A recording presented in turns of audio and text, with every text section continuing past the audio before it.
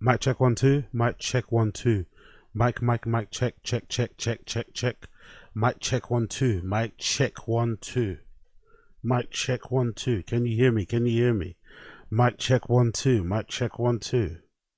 Mic check 1 2. Mic check 1 2. Can you hear me? Can you hear me? Can you hear me? Can you hear me? Can you hear me? Mic check 1 2. Mic check 1 2. Mic check 1 2. 1 2 1 2. Mic check 1 2 1 2. Mic check 1 2 1 2. Mic check. Can you hear me? Can you see me? Can you hear me? Can you see me? What's going on, people? What's going on, people? Wagwan for the Wagwan. Can you hear me? Can you see me? What's happening? So just quickly, what's going on, people? What's going on, people? We're back. We're back. Random show settings. We are back right now. I'm just getting my shit last minute set up on this side. Bear me 1 secundo. There we go. Okay, cool. Man's got that all done and shit. You get me? Oh fuck! What am I doing? Is that working? Is that working? Yes, working, right? Cool. Big up everybody tuning in. Big up everybody tuning in. Thank you for coming back. Thank you for being here. Thank you for keeping me company. What's the deal? What's the deal? What's the deal? Who's about? Who's about? Who's about? Wagwan everybody. Wagwan everybody. I see you. I see you. I see you. Who's about? Who's about? Who's about right now? Who's here? Who's here? Who's here? Who can I see here? Who can I see here?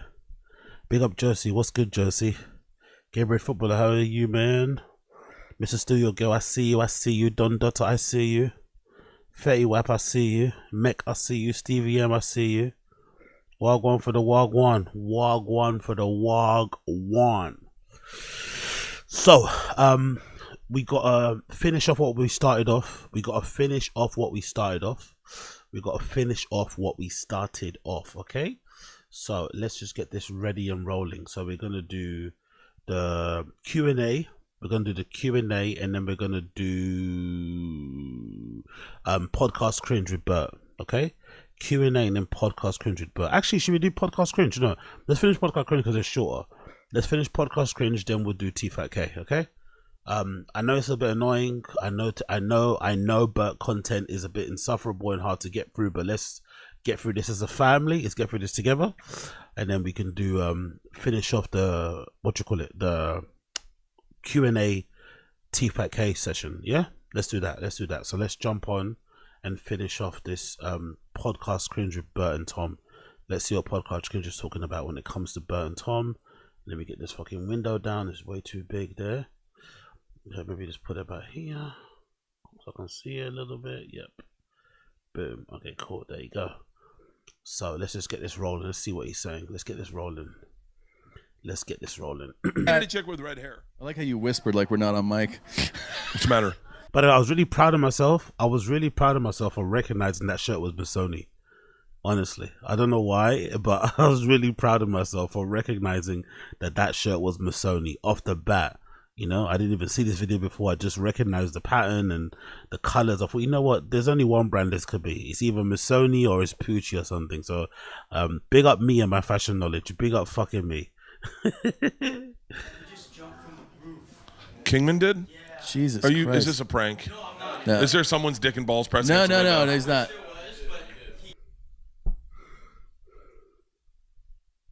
God, look at him, man. He's fucking jacked. Yeah. Shit. I saw that lean. She's like, whoa.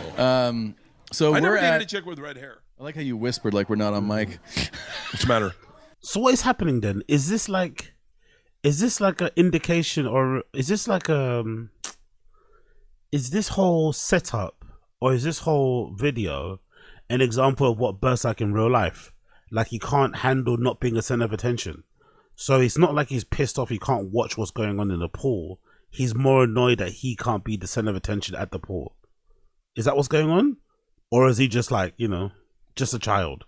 Because it's not that big of a deal. Yes, I know people are having fun there, but just record your show. Why are you so worried about what's going on the outside? Or just position your chairs so that you're both They could position their chairs or their table so that they both can see the window. It's not that difficult, right? They can kind of just sit on either end, so they can kind of see what's going on and interact with people out there. It's not that deep. I don't know why he's getting so, like, you know, annoyed by this, that he's not outside. He just jumped from the roof. Kingman did? Jesus Is Christ. this a prank? No. Is there someone's dick and balls? Yeah, big up Asada disease, exactly. Look at the color of his face compared to his hands. Yeah, it's absolutely wild, isn't it? Jesus, his face matches. His face is closer in color to his hat than to his hands. That's how crazy it is. No, there's not. He just jumped from the roof. Look at that psycho. Jesus Christ. We have insurance, right? Okay. Yeah, so the whole episode was like that. If we ever needed evidence that Tom's checked out, then this was definitely it. He strategically placed himself on the side so he could see out the window and check out the hired talent, while Bert just rambled about his career, his legacy, and all the shit he's been talking about in therapy. I swear, Tom barely spoke in this episode. By the way, someone should tell him that when he shaves his beard and dresses like that, he looks like a millionaire trying to dress like a billionaire, but ends up just looking like a serial killer, which... He dresses like a millionaire trying to be like a billionaire. It's fucking incredible. I'm going to be a bit contrarian here. I don't think he looks that bad. I'm not going to lie. I don't think the no beard thing suits him. But it happens to most guys. When you lose a bit of weight, you want to test out your chin and your jawline, so you shave off the beard to see what you look like. So I don't blame him for trying to see what he looks like. It doesn't look too bad. It doesn't look, he's got a little bit of stubble there. You can see what he's trying to go for, you know? It's not that big of a deal, really, to be honest. I don't think so, personally. he is, allegedly. And there's nothing more disturbing than two middle-aged comedians who are married with kids thirsting over younger women live on a podcast for the world to see. I think we should wrap it up. We got to go socialize. We got to eat a burger. Are you going to eat a burger? I'll eat the NAD guts of one. Huh? I'll eat the guts. I'm supposed to get an IV, but I saw those ladies back there. I don't know if I trust them. Are you just looking at asses? Yeah, a little bit. Hey, ladies. Hey, how you doing? How's it going? All right, let's go check out some asses and some IVs. And Thank God I didn't bring my wife to this. Can't wait to see a 55-year-old chick in a one piece in the fucking pool. All right. Hey, is the sauna on? Can someone turn the sauna on? It's interesting that he has this opinion of his wife, right? Like, she's this old, decrepit, not attractive woman, when it's like the opposite, really. He's definitely not the prize in this relationship. Yes, he may have the money. Yes, he may have the success and the fame. But when it comes to looks, if they both go back on the market, I think Leanne has a far better chance of scoring, or I feel Leanne is definitely going to get way more attention than he would. He might get attention because of his fun, money, and fame, which he'll obviously lead with. But he's no prize, this guy. He's no prize. He's no fucking snack to look at. I don't think so. So the fact that he's like always ragging on Leanne for looking her age, or sounding her age, or acting her age is really strange. Maybe it's just insecurities, I guess. Oh my God, Philip Lee, you got burgers? I'm gonna have two. I'm in my one piece. I don't mind. So for those of you who were wondering what the fuck was going on in my previous video when I played this clip of Bert stuffing his face with a burger while on a vitamin IV, this was the party they were at. And it's funny how Bert was just telling... To be fair, there's no way Bert's ever going to get fit and healthy, in it, because look at the difference in how Tom and Bert look. Like, obviously Tom did Ozempic, we know, he cheated a little bit to get to where he's got to. But Tom looks great. Like, he's wearing a jacket that might be a size medium or something, or large. He's probably never ever fit in a jacket like that before Ozempic. And Bert's looking the way that he does. If Bert can't get motivated to lose any weight or get healthy, not even lose weight, just to get healthy and curb the drinking when his best friend, business partner, Tom Segura is getting skinny and shit, he's never going to do it. Especially nowadays with Ozempic being in existence. He could easily just cheat and take Ozempic, but he doesn't want to. I wonder if Bert like avoids Ozempic because he also doesn't want to lose the appetite to not drink. Because that's what happened to Brendan, right? There's loads of findings that say like if you take Ozempic, then it somehow curbs like weird addictions like smoking and drinking. I wonder if Bert is purposely avoiding Ozempic so that it doesn't make him stop drinking beer and stuff. That's a pretty sad existence. But I could see that happening. I could see that being a thing. Tom how he'd only have the guts of the burger because you know how Bert's keto now, so he doesn't eat carbs. Jesus Christ, man. And that's not even him eating for like the camera. That's how he eats normally, you know. He doesn't know. I won't say he doesn't know someone's recording him, but he's not acting like someone's recording him. You know, he's just eating. God Almighty, man. It's just like, what's the point of getting an IV? Like, have you ever seen anybody get an IV and then like sit down and stuff their face with a burger? Is that usually what happens?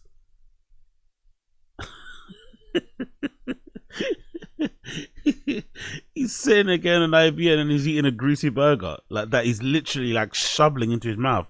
He doesn't even have time to chew it. Guts of the burger because you know how Bert's keto now, so he doesn't eat carbs. He basically has the self-control of a toddler. Bert's the only person I've ever seen who thinks that contradicting himself and lying to everyone is a flex. The way he was demolishing that burger, knowing he was on camera, is fucking gross. Now, you're probably wondering why I sound like I have so much hatred in my voice today, and you're not wrong. I am actually angry, and there's a very specific reason why. Okay. Hey, when's this come out? My special's dropped, right? Well, check out my special, Lucky, streaming right now on Netflix. There you go. There you go. That's my plug. As you probably already know, Bert.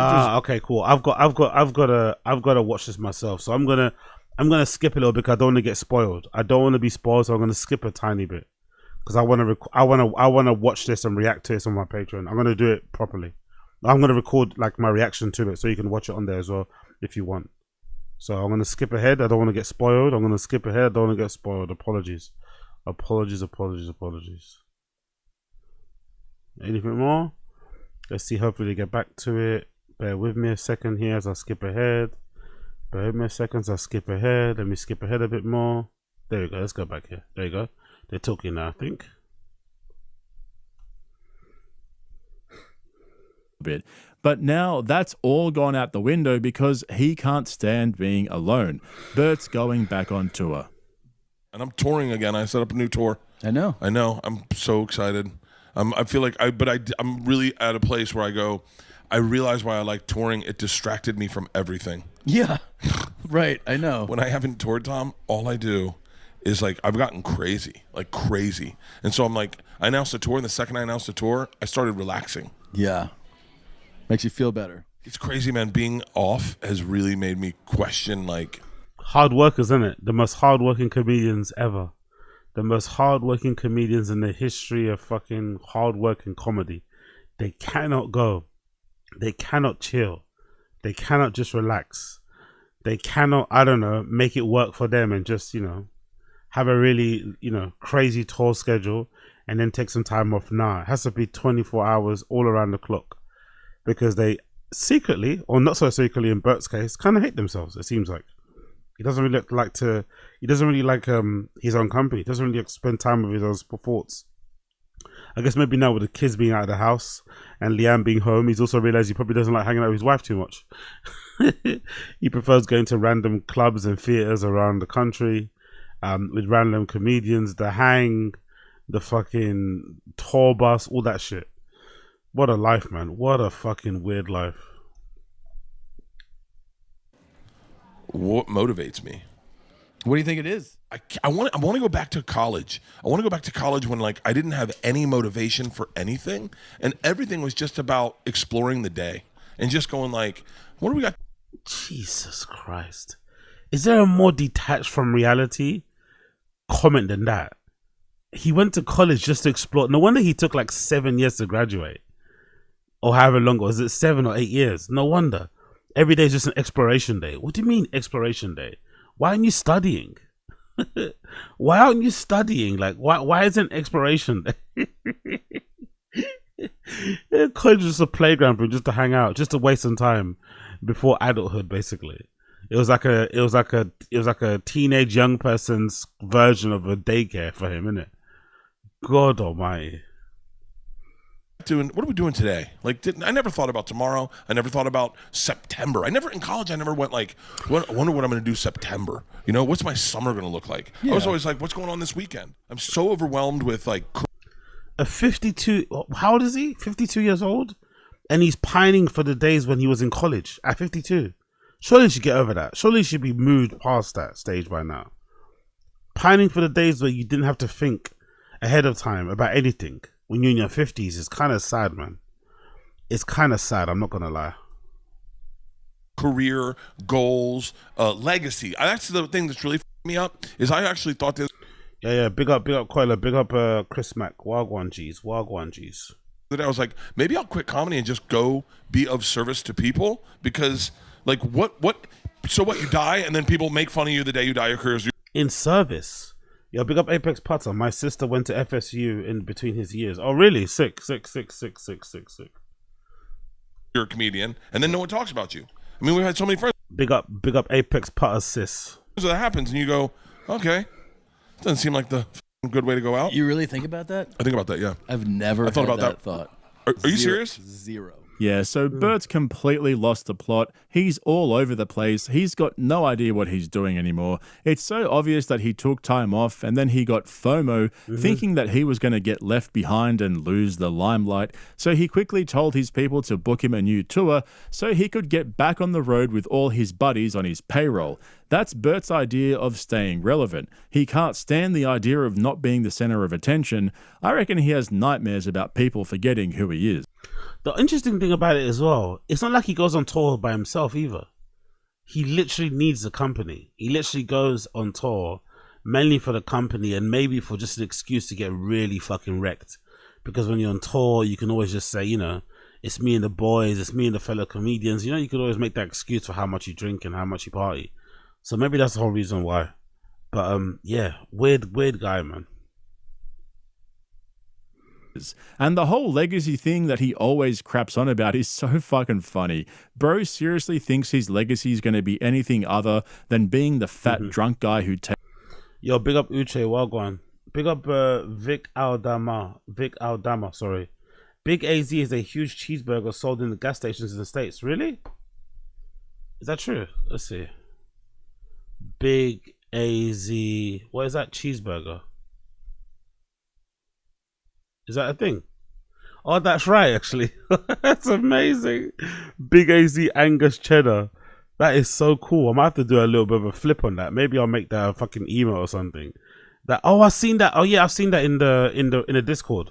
People have shared it in the Discord. Okay, now I see where you're coming from. I thought someone made a graphic. I'm not gonna lie, I thought someone made a graphic on AI or something. I didn't know this was actually from a brand.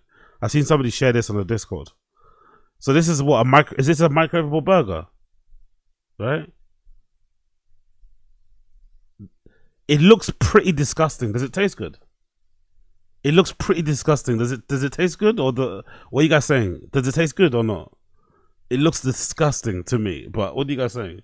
It's pretty gross. Okay, here we go, Jesse. It looks horrendous. Oh my god, the paper plates. You motherfuckers on paper plates, man. I hate them, but they clutch when you forget lunch. Okay, fair play. They're atrocious. It will make you lose 10 pounds in the toilet. Okay, cool. I might need it then. Big up Coiler. It tastes like poverty and plastic cheese. Plastic, big up. That's all this is. Okay, cool.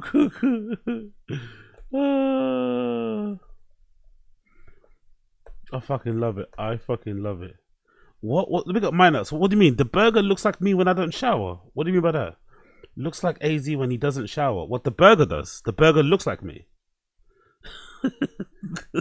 That's a bit wild. Like what? I look like a burger.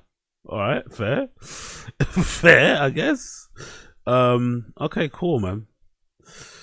I don't know. This doesn't fill me with any kind of appetite. I don't know. Who makes this, by the way? Is this from a fast food place or just like it's a brand that makes? Yeah, okay, it's not fast food place. I thought it was like a brand or something or chain. Okay, cool. Let's get back to it. Let's get back to podcast cringe. Takes his shirt off and tells boring ass stories on stage. Fucking love life. There you go. But I do want to die, and I want everyone to go, where were you when Bert died? That's the thing. This is what I want from the fans. The day I die, all I want you to do is tell a stranger. He's so annoying that I hope when he does. I can't say that, innit? Anyway, you know what I mean. That I died. Oh shit, Bert Kreischer. Because that's the crazy thing. Like when Gene Hackman died, everyone at the bar was like, "Oh, Gene Hackman died." I remember where I was when Gene Hackman died. He's 95. It was 95. 95. 95. Do you want to be like? No. I want none of it to matter to me. That's what I want. I don't want to try to make myself carry on a legacy or be important to the world. Any of that. I don't want any of that. Yeah. But I just want to genuinely not want it. Does that make sense? Not Like Not I want really. to What? genuinely not care. Like my grandmother didn't give a. She just died, right? Yeah. And then she died, and then she just knew that we'd always talk about her, Yeah. and we're like, cool. But she What? What is he even talking about? My grandmother died. She just died, right? But she knew we would talk about her. What, how do you know that? How do you know she knew you would talk about her? Huh? She just did good things around the community, and she was like a good person. I was like, I don't want to think on the larger scale. What I want to do is get to a place where I was in college, where I just thought about the end of the day and thought, that's how I lived in the moment. Yeah, where's his therapist, bro? What is this? Now I see what podcast cringe means. Where's his therapist? Who is his therapist? Are they still studying or something? Like, what is this? Why is he just discussing this with people? Like, we don't care. Is this meant to be a podcast? Like, is it meant to be funny? Are you meant to be making people laugh? Or taking their mind off things? And here you come with the fucking trauma dumping. Like, allow it, man.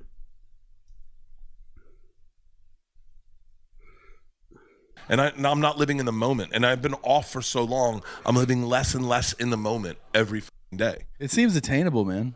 I know. I'm in a lot of therapy right now. Are you? I'm in doubles.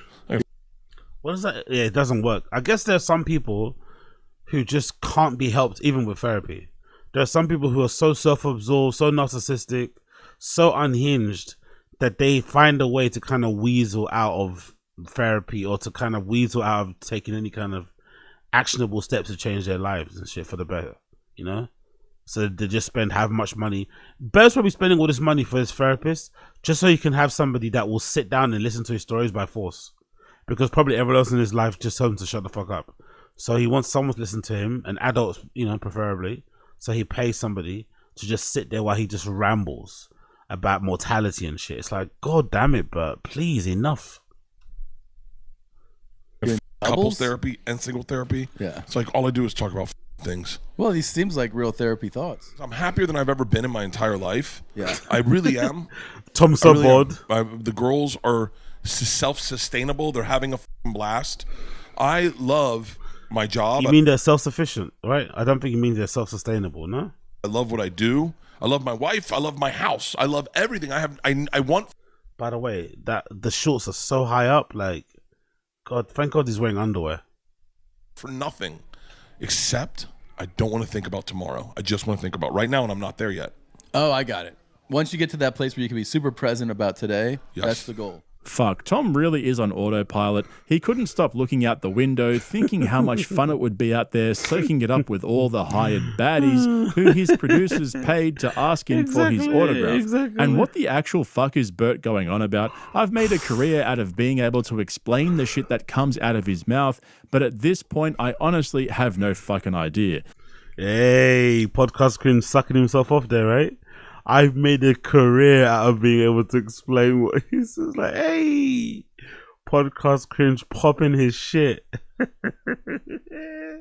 I love it. He has well and truly lost the plot. His obsession with legacy and being remembered is out of control. Bert literally just wants people to remember him and cry as if he's fucking Princess Diana or something. And even if they do cry, you won't be here to enjoy people's tears. You won't be here to kind of revel in that kind of collective grief or whatever. So I don't even know what he's talking about. It's such a weird thing.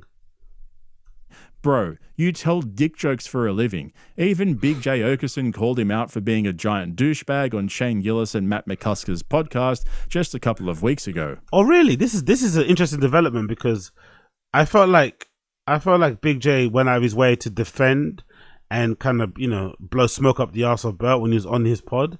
So it's funny that once he leaves Bert's orbit, he suddenly realizes, okay, cool, this guy's a douchebag. and now he's trashing him. You know, it's fucking hilarious. Let's see the clip. When we had Everlast on Bonfire a couple years back. Oh, yeah. Bert Kreischer was in the studio with us. It was me and Dan still on the show. And I was like, oh, you know, it'd be really funny. I go, when Everlast gets here, let's go around the room and everybody do your impression of, what's the girl's name? It was like, somebody got pregnant from a guy named Tom. And then when Bert came in, he was like, dude, I wouldn't do that. I was like, why? He goes, just musicians take themselves really seriously. Like, he won't think it's funny. He's going to be weird about it. And he was almost giving me, Bert was giving me like a read the room thing. He's like, so like, just, I wouldn't do it. And it got me in my own head where I was like, yeah, I'm not, I won't even bring it up. And then when Everlast came in after talking to him for a little bit, he was very cool. And I was like, hey, we have a guitar, man, here if you want to play a song or anything. And Bert goes, oh, if you play a song, I swear to God, I'll get butt naked right now. And I was like, yeah, brilliant. I'm like, Bert, you told me to read the room on that. He doesn't want to hear an impression of himself. But you think one of the top Mount Rushmore of wiggers wants his payment for doing something he already doesn't want to do to be a man gets naked in the room? You read the room, Bert. That's such a classic Bert thing to say, though, isn't it? If you play, I'll get naked right now. Like, what? You're 50. And why are you getting naked? And you're 50. Like, what? It's such a weird reward. My gift to you for being really good on the guitar. My naked, hairy, bulbous body. Fucking hell. Let's continue.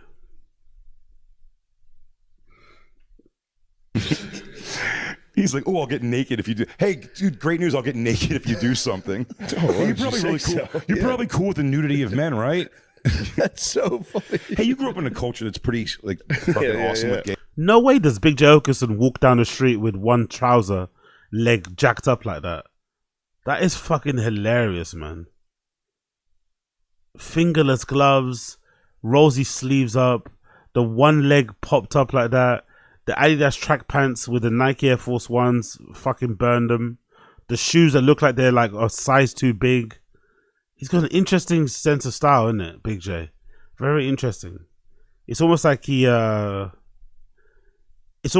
stuck. It's almost like he went to go rob a Hot Topic, but then in the process there was a tornado and he got stuck in there, you know?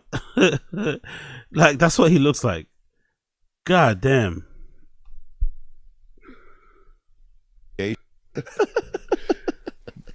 That's such a funny move. I'll get totally naked. But the fact that he had... Look how disappointed Shane Gillis is, questioning all these life choices and that. Look how disappointed he is. Like, I have to work on my fucking jokes. This guy just gets and just takes off his clothes. Powerful bunch. It's the outward. Like, he knew. Yeah. He's like, Bert so lame, yo, big up. He gets uninvited from Diddy parties. Yeah. Big up King Bale. Did you guys hear that? One more time. Did you guys hear that? Powerful bunch.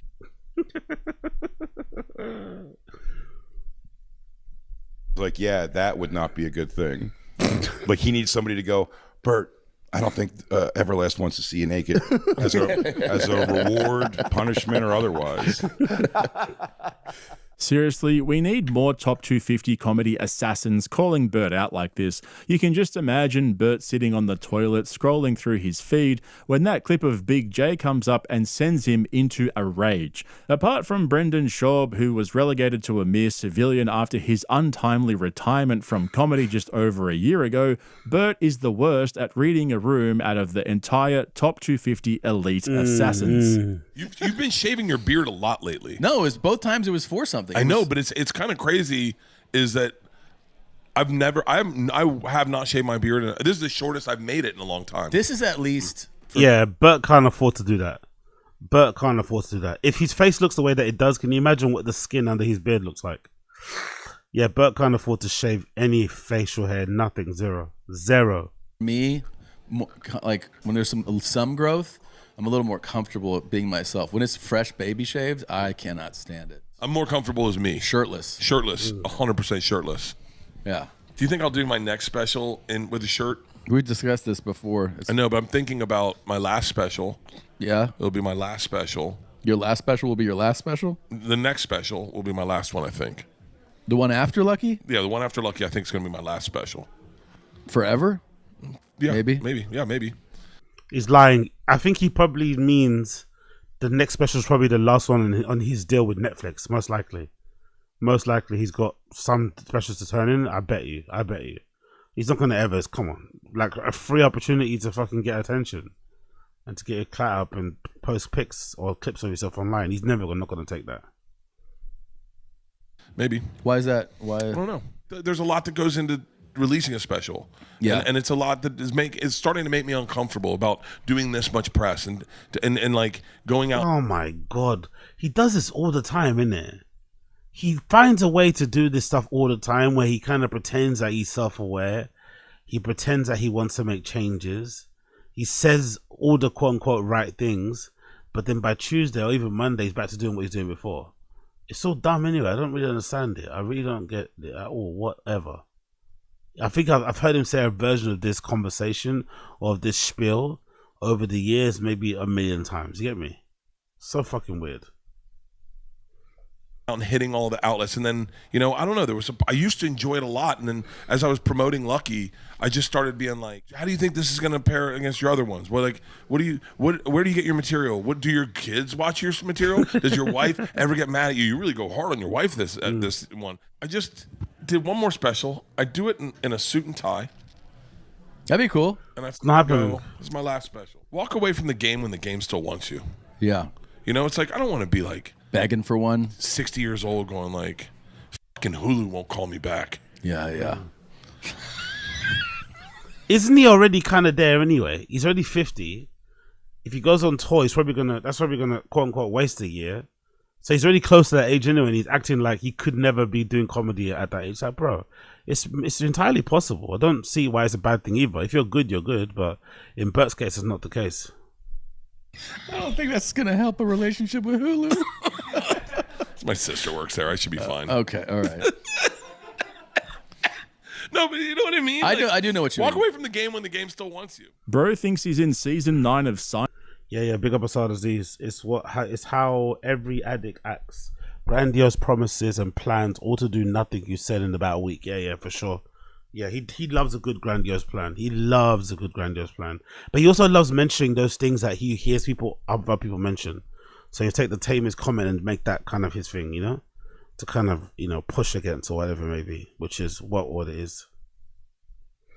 Seinfeld, and he's going to go out on top. I actually think there's a more serious side to that though, and I've said this a few times now about how Bert mentioned to Theo Von how he feels. Yeah, big up Victor E. It's a psychological thing. When you say you do something, you receive the dopamine a hit, therefore you don't need to complete the action, already got the dopamine. Yeah, I remember reading an article about that actually. Powerful bunch. Yo, big up Andrew Ranger. Appreciate While you. the game still likes you, got a time machine? Yeah. When was the last time Bert was liked anyway? That might have been when he first came on the scene, innit, right? Early Justin TV, whatever, Joe Rogan. That might be the only time he was actually liked. And when else was he liked? Maybe before, during the machine story era. Again, that was during Rogan's time. So he's only really been funny with Rogan. So it probably makes sense why, he should probably offer up his head for an autograph or something, or his body part. Probably. It makes a lot of sense. His material is getting stale. It seems to me that Bert's actually getting worried that he's at the end of the road when it comes to writing a new hour, so he's thinking of quitting comedy specials altogether. That makes so much sense because he'll probably keep touring given that he Big up Nicky HSG, big up Nick HSD, Wagwan. Can't stand the silence of being alone with himself, and his touring audience would be a lot more forgiving than his comedy special audience, which is no doubt much, much bigger. Bobby Lee's been touring the same material for 30 fucking years, and that's exactly how I see things going for Bert.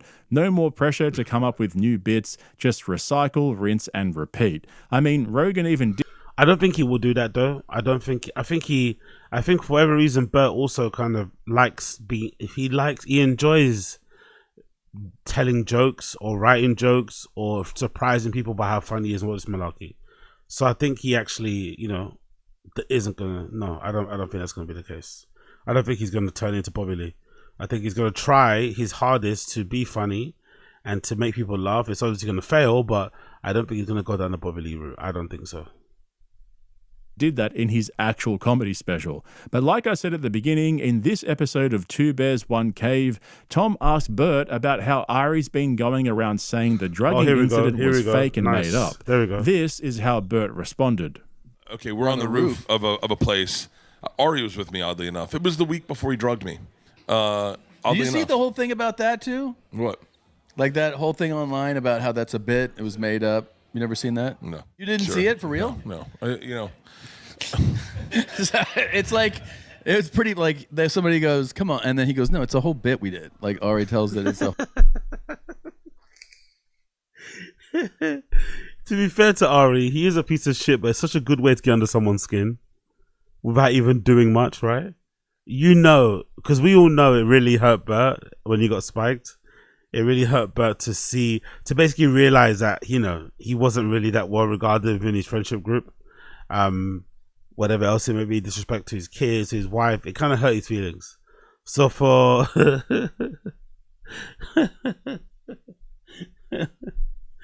for this to end up like this, where Ari's going around telling people it was a bit and it's all made up, it's so fucking funny. I don't know why it is to me. It just is. The whole bit. Yeah, I don't really. He's a fun guy to have in your life, man. So that's not a bit. No, it's not. I almost called you to be like, wait, this is a bit? That's why He sold it really well. I think this news story from Ari is lame as fuck. Shane Gillis was right when he told Ari to his face that he needed new material because the whole 50-year-old edgy comedian thing was getting old. But it goes back to an episode of the Ping Trip show from last month with Ari as a guest, where he laid out how the whole thing was just a bit that they were both in on.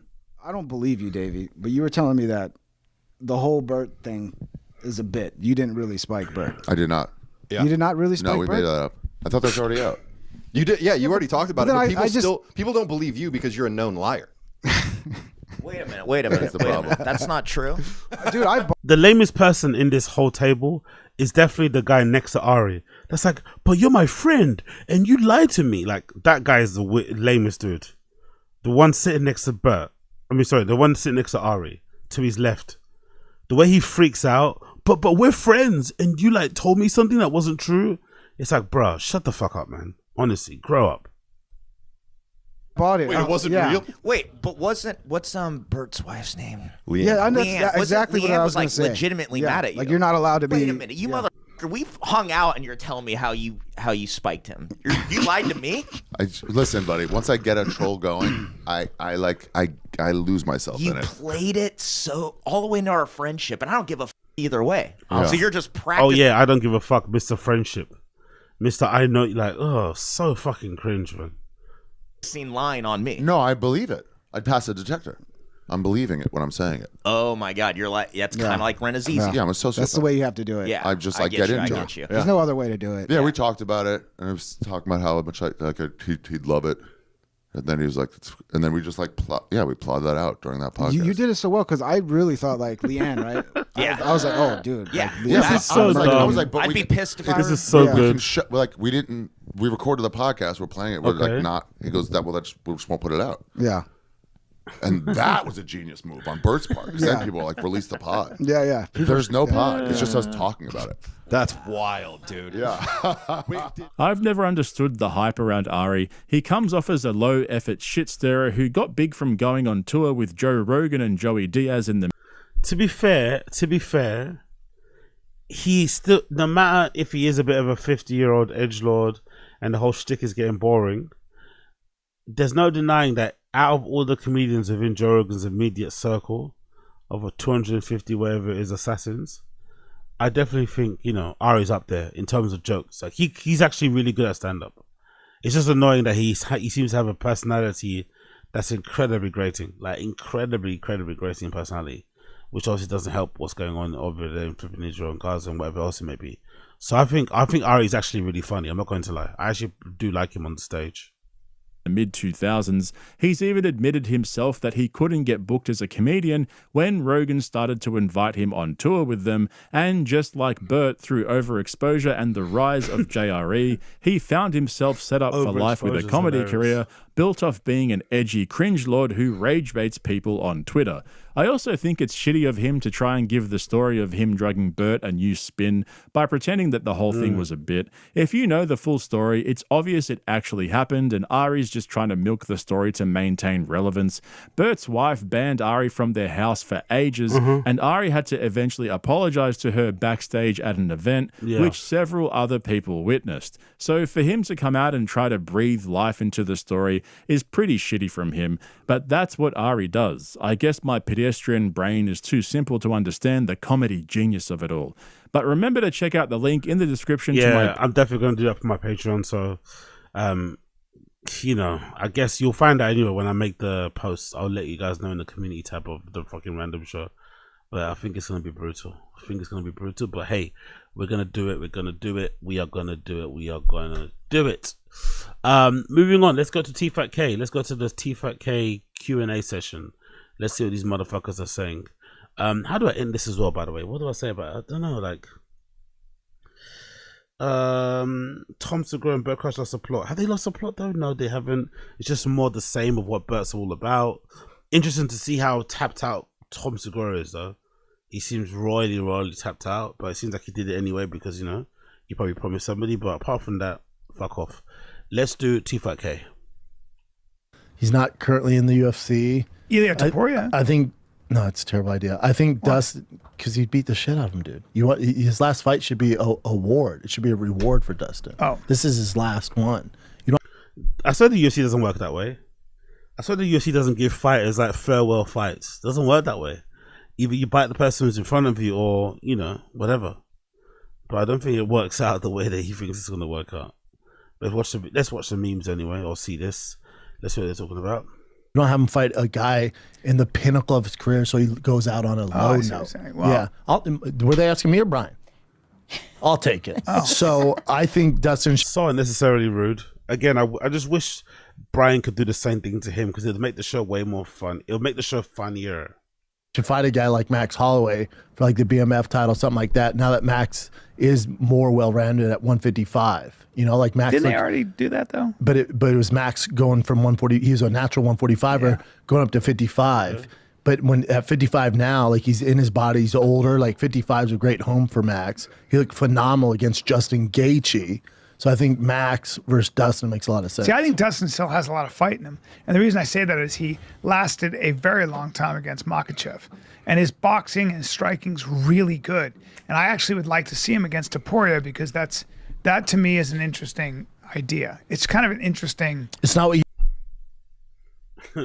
I don't believe in the idea of having farewell fights in the UFC, but surely giving fucking Dustin Poirier... Ilya Topuria as a fucking farewell gifting party is also maybe not the best idea either, you know? It's like, what? You do on someone's last hooray fight, like send off fight. Because it's a bad fight you for don't him, do that. Yeah, you don't give him a guy in the pinnacle of career champion. Also, for Topuria, it makes no sense in any facet. Exactly. I agree with Brendan for once. Okay. You couldn't get Topuria to sign that contract. No. No. Topuria's looking for belts. Yeah. Cool. Let's let it refresh a bit. To see him against Topuria because that to me is an interesting idea. It's kind of an interesting... It's not what you do on someone's last hooray fight, like send off fight. Because it's a bad fight for him. You don't do that. Yeah, you don't give him a guy in the pinnacle of career champion. Also, for Topuria, it makes no sense in any facet. Okay. You couldn't get Topuria to sign that contract. No. No. The bigger the matters, Topuria, exactly. Topuria's looking for belts. Yeah. Jose Mendoza 85 wants to know you guys' opinion on the GFL. Will it be bigger than Bellator? Bellator was pretty big back in the day till they messed some shit up. GFL, you know, it just depends on their. You mean the UFL? You mean the UFL? TV right deals and how they go about matchups and stuff like that. Powerful and just, bunch. And getting. Yo, big up Ezra. Helen, I prefer Christianity Makhachev. Exactly. Yeah. Pick up Ranger.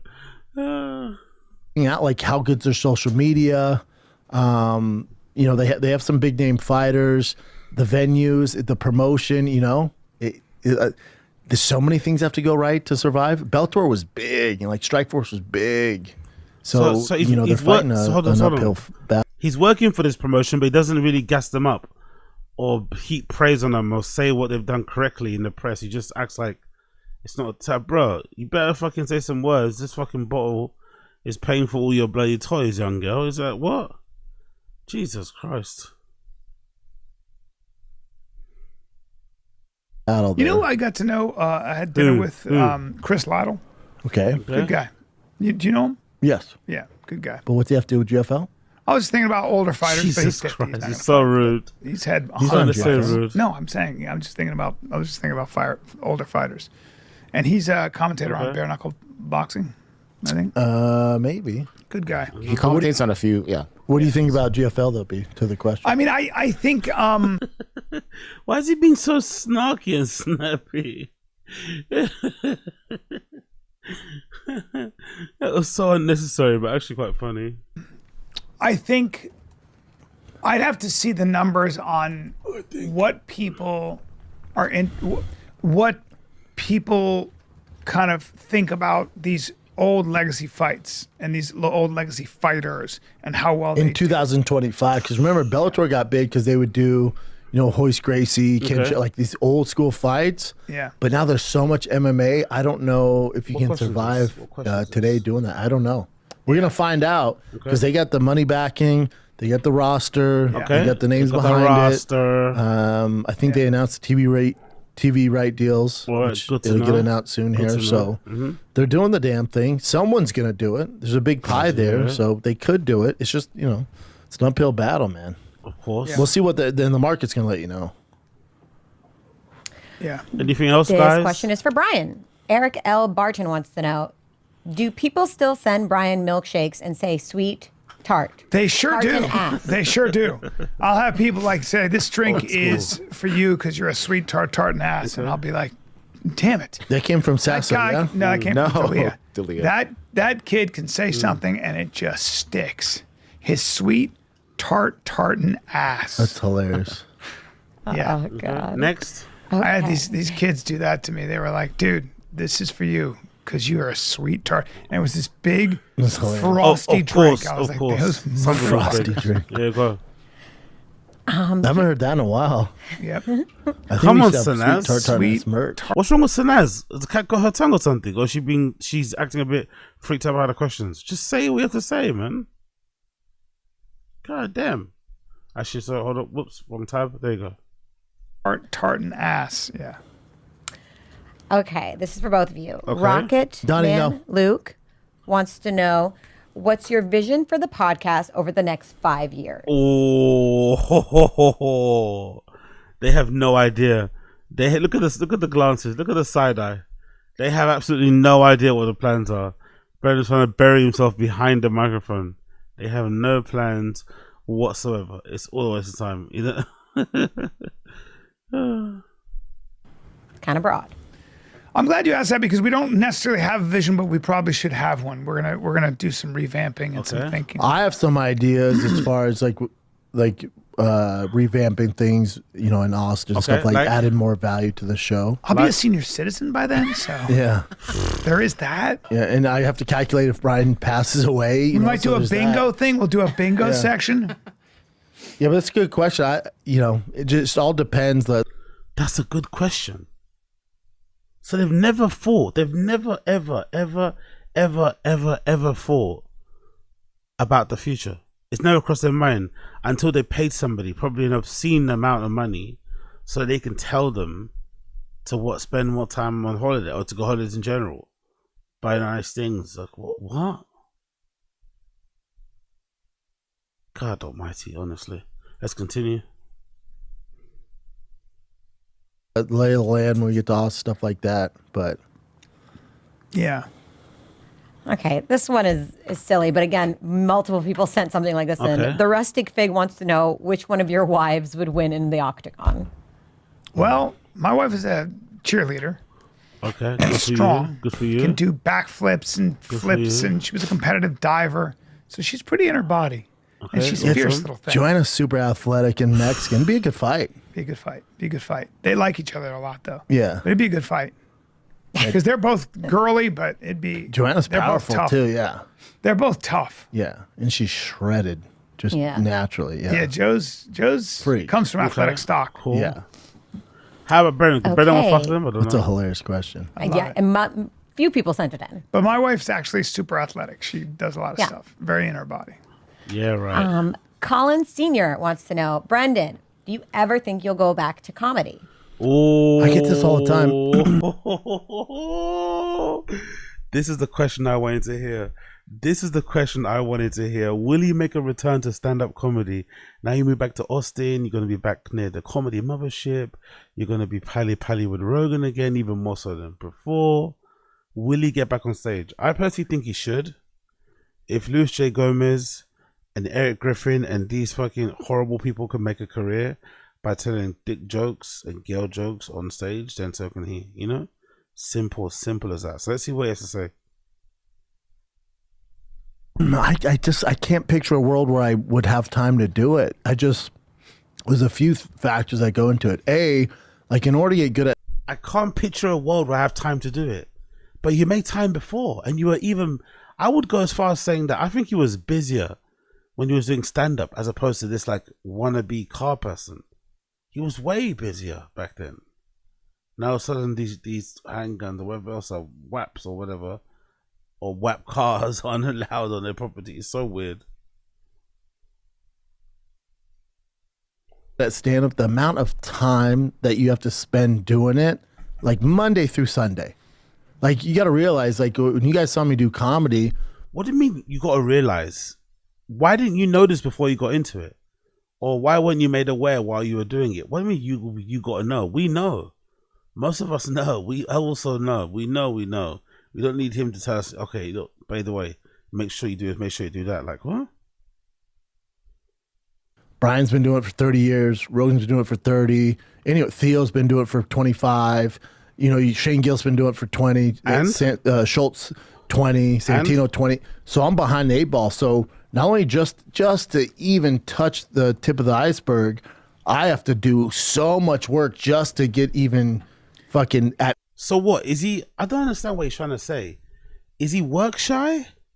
Does he generally think he doesn't have time to balance looking after his son's baseball team, the cars, and the Tfatk and the podcast? Is that what he's honestly saying?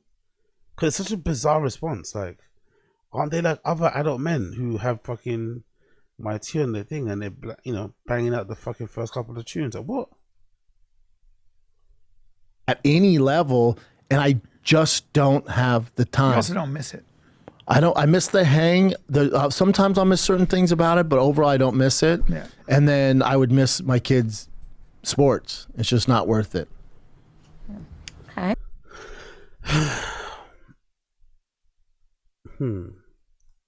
I don't want to say somebody's chatting shit when it comes to like how they feel about certain things, right? Because maybe he, you know, I personally think this whole like dad of the year thing has only come about because comedy didn't work out and he fell out with everybody. He doesn't have a community or a hang to hang out with. Everyone he paid has got what they wanted and kind of left and shit. They're not really around. All his people are new people from what I can understand, and definitely from her end or area. And I don't know, man. I think the whole thing is bullshit. I really do think the whole thing is just one big cope sesh, you know, which is again really silly too because, you know, he had a fucking good run. But there's the unequivocal proof that he's not going back to stand up. He said it clearly with his whole chest. He has no interest of doing stand up again, which again I still think is funny because when the news originally broke and everyone talked about it, including myself, he was super quick to say, no, I am going to go back. Why did everyone think I'm quitting? I'm just taking a break. All this sort of like snarky stuff he was saying. And then now look, in the end, yes, you are going, you know? What a weirdo. Okay. And I don't miss the travel. That was the worst part of stand up. And the late nights. I came in bed by 8:30. I've never been healthier, never been happier. Again, more cope, by the way. More cope. Trying to convince himself that he's okay. More cope. If he was selling tickets, if he had if his demand was sky high, and he was being invited to do like theater tours around the world, he would definitely be doing it. So I don't know what he's talking about falling out of love with that. Come on, bro. We seen it. We seen it. Come on. It just doesn't make sense for me. I'll do live firing the kids every now and then, but not if you made me commit to it like once a week. I would hate that. Okay. Another one for you, B.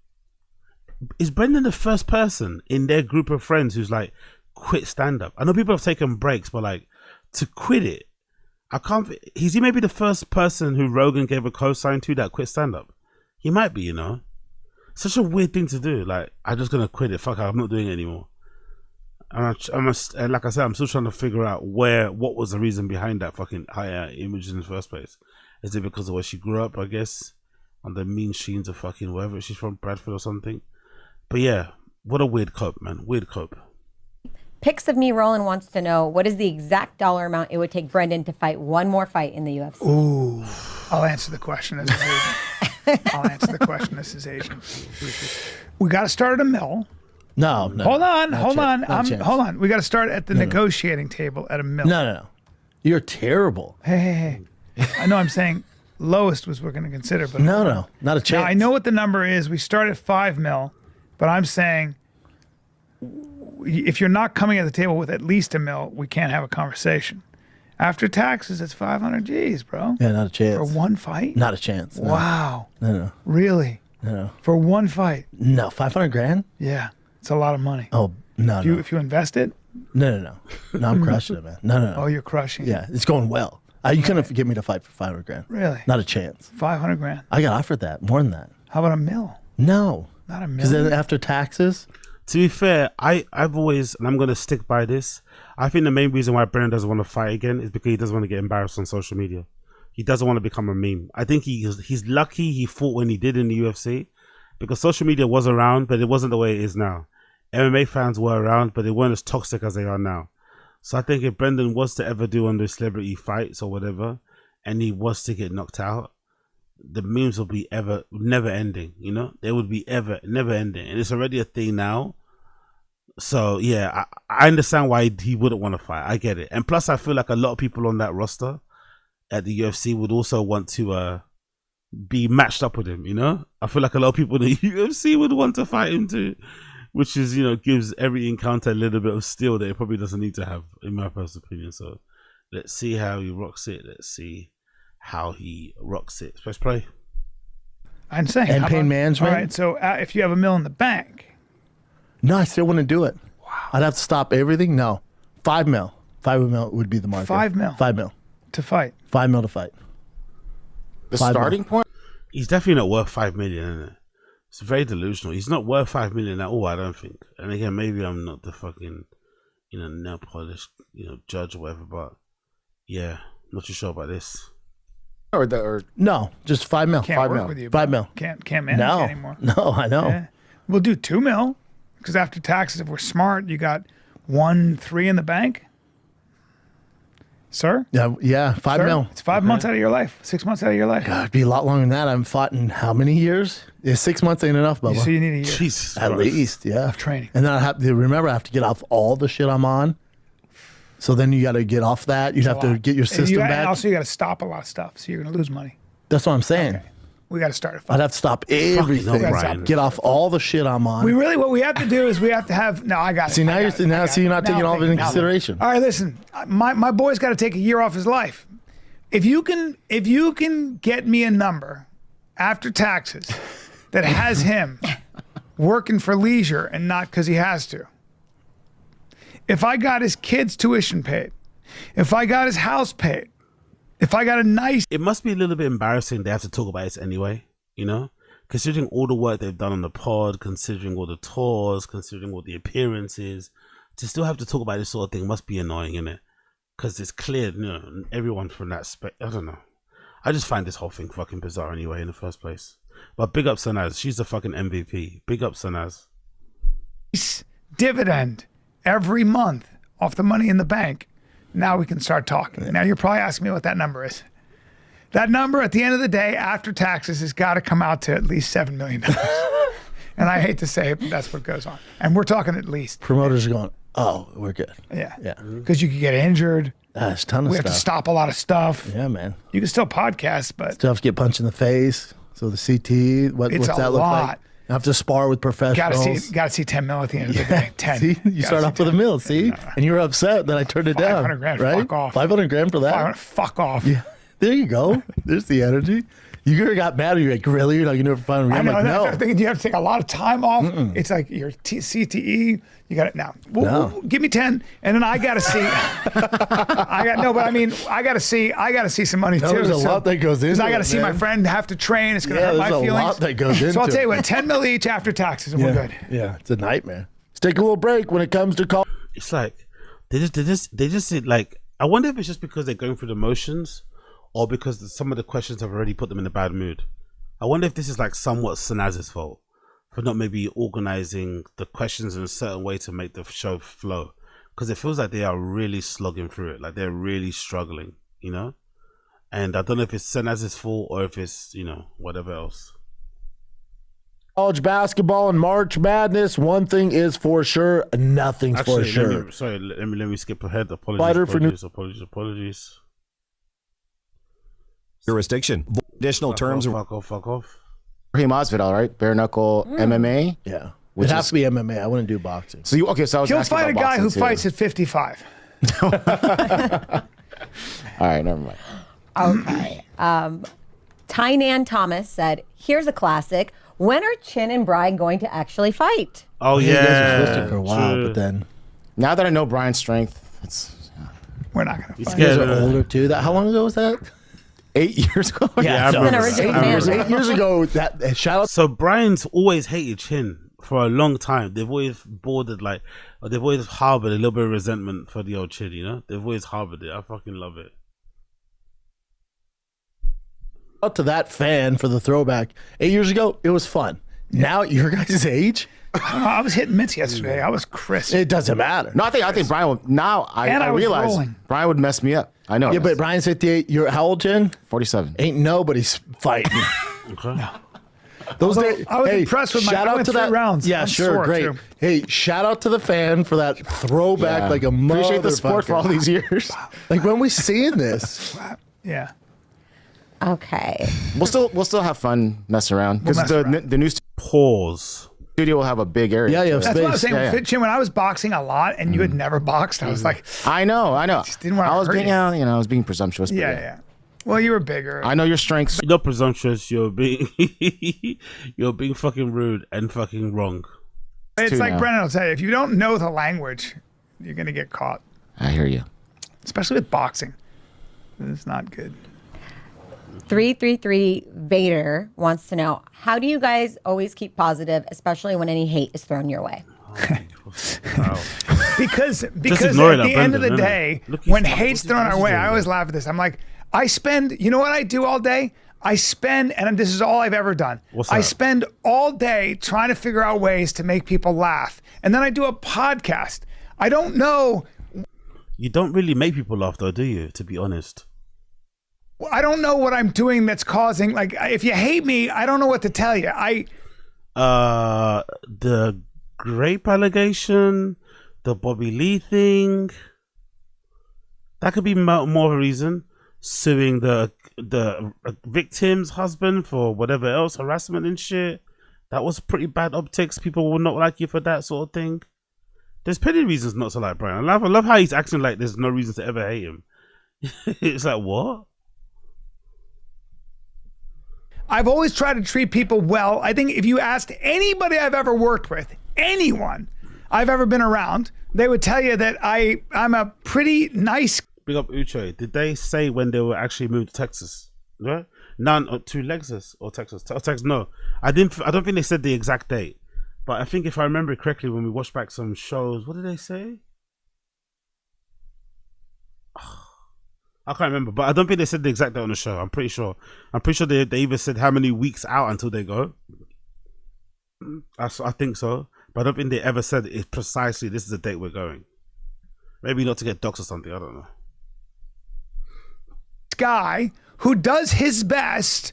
I take care of my family, and he's the same fucking way. Every time somebody meets him, they go, "Oh my god, man!" Again with this fucking jumping on the fucking Brendan Shaw landmine. This is so fucking late. Like, let him defend himself if he has to. And it's just, like I said before, it's just funny that, you know, for some reason, no one ever walks by that fucking person's head that's getting caved in the fucking Italian fucking dungeon. No one ever fucking walks up to those type of people and says, "Yeah, what you on?" Honestly, I don't get this. I don't get this at all. I really don't get this. I really don't get this whole fucking defense. It's so weak. "Hey, he's really nice." Yeah, I know. You know what he hates? He hates even hurting people's feelings. But you know, what are we supposed to? Like, what are we supposed to do? You hate us? Also, name somebody that's not like anybody that, and we're not celebrities, but like anyone. He's gonna compare himself to LeBron and Drake now.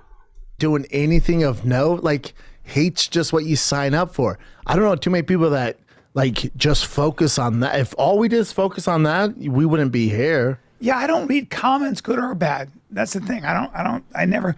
Yeah, right. You post on social media, you read your fucking comments. Stop with the lying. I just don't understand what this question was. This question about whether or not they were going to fight, and this is where we got to. Good, bad, good comments, bad comments. I don't read because they give you the same power. If you put weight in that, you can't win with the internet. Exit out. But I think for the most part, I get love and I don't get a lot of hate. But I just come to the territory. And sometimes people are just fucking with you anyway. Sometimes it's fun to hate on somebody. Sometimes it's fun to kick somebody around. It's such a waste of time, though. Yeah. It's just such a waste. Like Brian is like somewhat self-aware and is somewhat getting it, but then this triggered Brendan. This just triggered him. Sometimes it's fun to troll. Brendan's like, no, they should be murdered. They should be thrown in prison. Like, you know what I mean? It's a good troll. It's a good little fucking troll right at the end. Like some of the people that edit these videos of, these reaction videos, or, the downfall of Shane Gillis or Andrew Schultz or Brendan Schaub. It's like, buddy, clearly you have editing skills. If you just focus on it, you'd have a career, dude. Like if you did. They have a career though. Podcast Cringe just said. Podcast Cringe just said in his previous video that he's made a career out of insulting comedians. He just said it. He launched a merch store. Unique is back pumping out fucking content. Juice WRLD is here. Legendary One. People are making decent careers out of this shit. So I find it hilarious how he's trying to poo-poo it and make it seem like it's not a viable thing because I guess it's not a fucking Range Rover Sport or some sort of fucking Cybertruck or something. I don't know.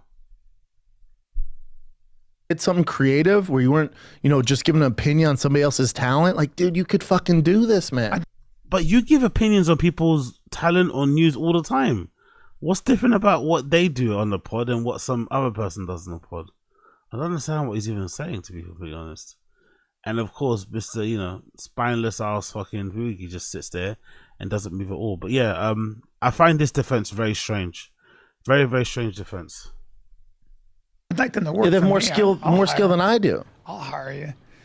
Yeah. I think part of it is also I just was thinking about this the other day. Like comics, we're not, we're misfits, and there's plenty to criticize about me. Misfits? Excuse me? You might be missing some hair. I don't think you're a misfit. Let's relax. You are not a misfit, my guy. The guy, your friend next to you is missing some chromosomes. You're missing some hair. But I wouldn't say you're misfits. Let's relax with the misfits label, please.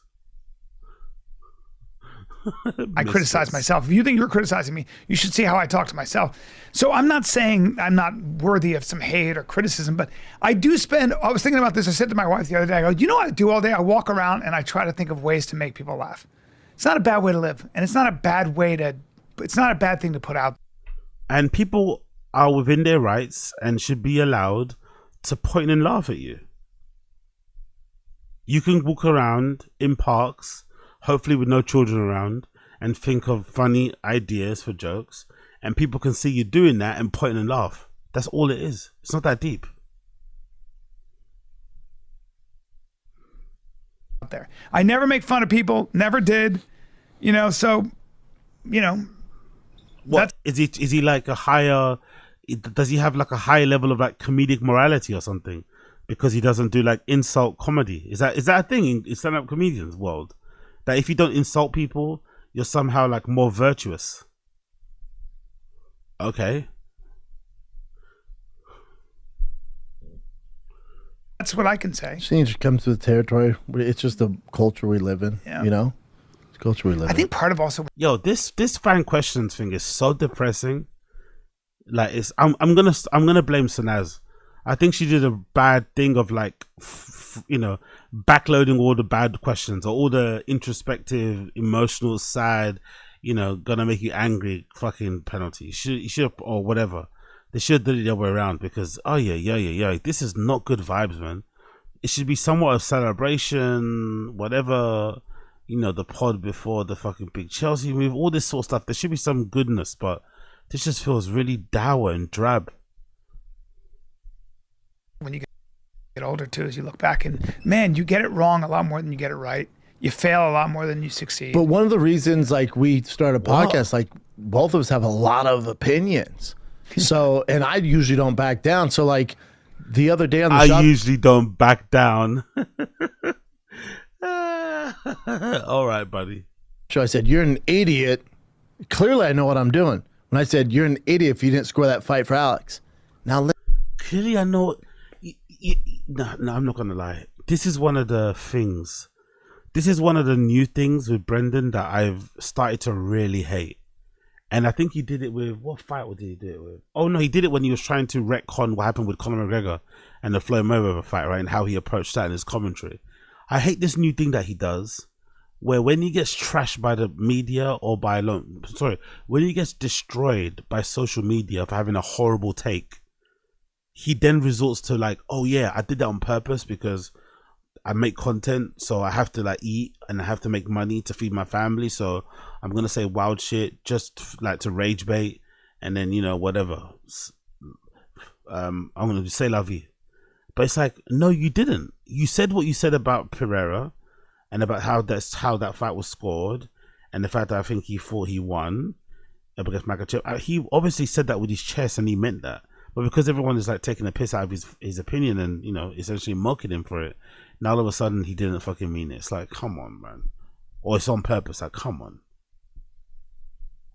listen, I know there's a very good case for Ankalaev to win that fight. You like to I know shake that. it up a little bit. I do that to get a reaction. You like to. No, that's not true. I don't believe him, man. I don't think he's that smart. He's not that sophisticated or smart to do that. He actually definitely believed that Pereira won. He's definitely got a hate boner for Dagestan people in general. So anyone that faces fucking him would have been somebody he rooted against anyway.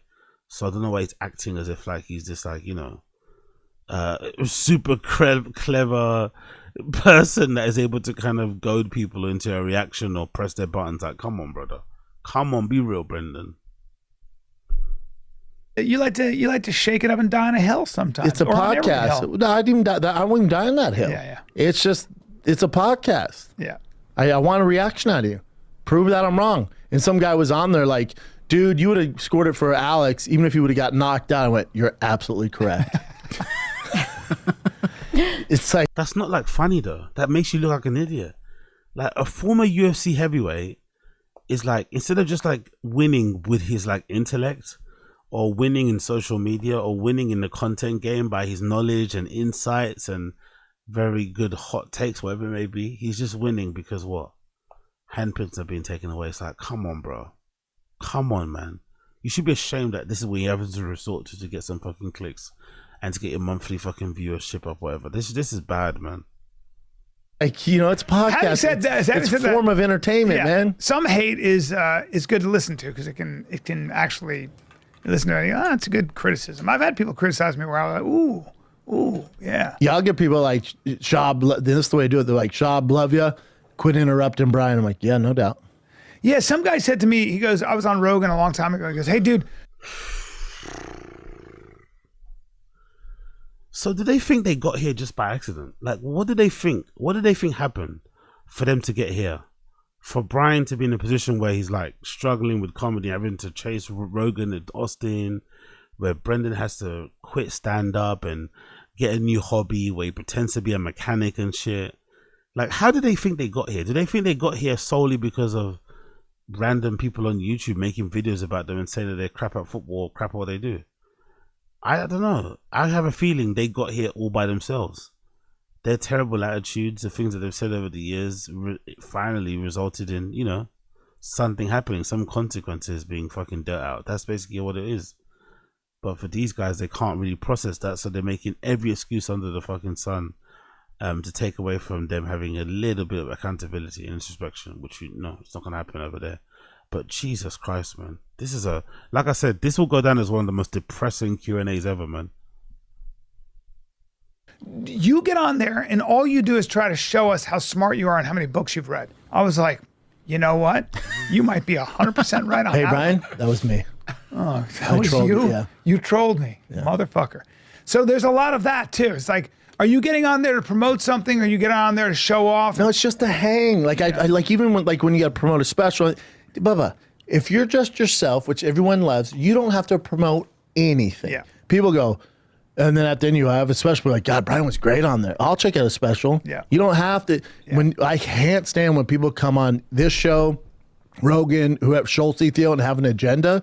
We can smell it a mile away. I told you this. Whenever I have to go on, and I feel like people are like, you got to promote your stuff on Rogan. I hate when you do that. I had this. I hate it so much. I hate promoting because I don't want. It's also not you. It's not me. But so when you then I do it, then I go. And here's the thing about so toe holder. cringy. Here's the thing about my dates. And It's the worst. It's the worst thing you do. I know. I hate when you do that. That's why I don't do it anymore. I told you I'm at B. It was such a relief when you said that. I go B. Fuck. All you got to be is yourself. We all love you, and then people will. You don't have to tell me because I'm anything. thinking about when to put in this promotion. Instead of being yourself. I'm being told Yeah. I'm bad at it, so I'm like, now I gotta get good at it. And then when you said that, I go, I don't want to be on Rogan promoting anything. I don't want to. Am I the only person that remembers the last few times that they've been on Rogan? Hasn't Rogan been like visibly annoyed whenever fucking Callan kept promoting like sandals, or Brendan was talking about his raffle or whatever? Like, wasn't that a thing? Like, why is he talking like this? Like, doesn't he know that we remember when he was going on there talking about his toe holds, telling Rogan, oh yeah, like, why don't you put those fucking toe holds on? What? Talk about it. I just want to hang. I don't want to do that. Yeah. Like, I just don't. That's it when you're always at your feels best. so unnatural. Yeah, that's when you're at and your best. another thing about me, fuck off. I don't want to go see me when I do that. So yeah, you're right. Like That's a whenever good Rogan point. has anybody on there, I'm like, oh, I like this guy. And at the end, if he's like, oh, I have my own podcast, they don't have to tell me, make sure you subscribe. I'm like, oh, I'll check out what he has to say. Yeah. But if you've been on there every 30 fucking minutes, make sure, I'm promoting my special, I get this podcast, then I'm like, oh, I am a dude. pretty bad I'm self-promoter though. It's just not you. So when you do it, it's over. Yeah, I'm just not going to do it. To be fair, I don't know if you guys remember or if you guys watched this, but did you guys watch Timothy Chalamet on Theo's pod? That was one thing I noticed about him. I was like, he's really likable. He's a really easy guy to kind of root for. But I have to be honest, man, the constant shilling and the promoting of his movie, that one where he plays whatever that movie was, that was like, that was a bit much. Every story or every point he was making, oh yeah, it's about the movie, it was a bit heavy-handed. But he's also an actor. He's not, maybe he's used to that kind of level of self-promotion. I find that really strange, big up, what's up? Big up Koila. I hate that little kid. I'm so sick of his mid-ass. Okay. Fair play.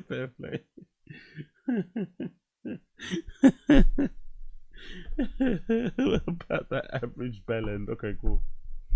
Oh my god. You don't do it anymore. No, I can't. It's such a relief. Fuck it. I'd rather be poor.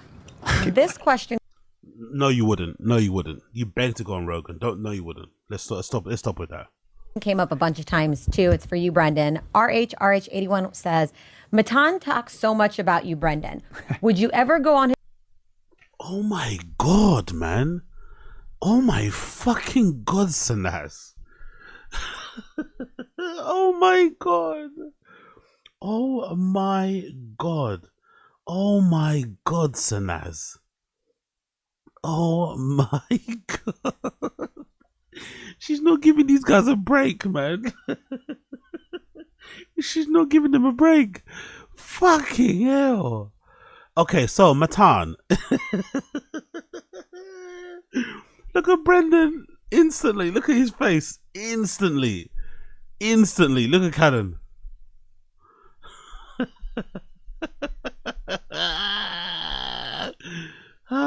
So good. His show and clear up all the talking. No, but Matan's 17. And Matan. You see, oh my god, you see what I mean? I fucking, honestly, hopefully they do another one. I'm going to put that question in there. When they do another one, I'm going to put that statement in there. Brian, can you stop jumping in front of fucking Brendan like you're in the fucking Bodyguard or something? And let him answer his own question. Let him fight his own battles. You lost your friendship with Bobby Lee because of the precise thing that you're doing here. You basically ruined, kinda, your comedy career because you went to jump in front of fucking Brendan. You went to jump on the fucking grenade. Like, just let him answer the question himself. Okay, so Matan is 17. Man, shut up. Matan is a sweetheart, and Matan that's his thing. He trolls. That's literally part of that generation. This kid is so smart, and he knows exactly what he's doing. And so for him, it's all about getting a reaction. He's 17 years old. He's got something to say. So he'll figure himself. Okay, shut the fuck up. Let Brendan talk now. I'm not too familiar. I know he's super talented. I've no issue with him. I think what he does is super talented. By the way, I love this thing that Brendan does. This like passive aggressive, overly congratulatory, complimentary thing that he does, right? Like, great guy. No, like, you know, I have no problem with Dana. I love Dana. If the UFC wants me to say anything and to do whatever, I'm there for them. It's like, bro, you know he hates you. Like, come on. I know he's talented. No, you don't. Why would you know he's talented? What are you even talking about? It's great. I also just don't. I don't. Again, I'm not going to drive somewhere and do a podcast. It's just not what we should I actually do. have him on the podcast because he's going to come on. He's so funny, but he's also so young. But why wouldn't you go and drive on is this like a superiority thing?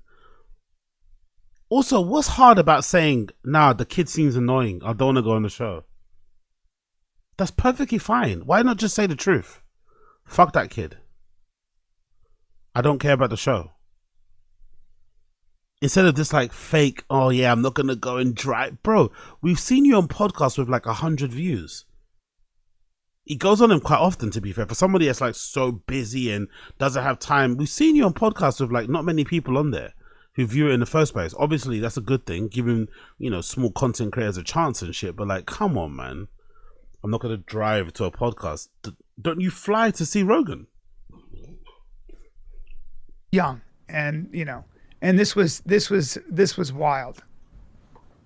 Look at us. Where is this shot, by the way? Fucking in Hollywood with that shitty backdrop. That's hilarious. The kid is special.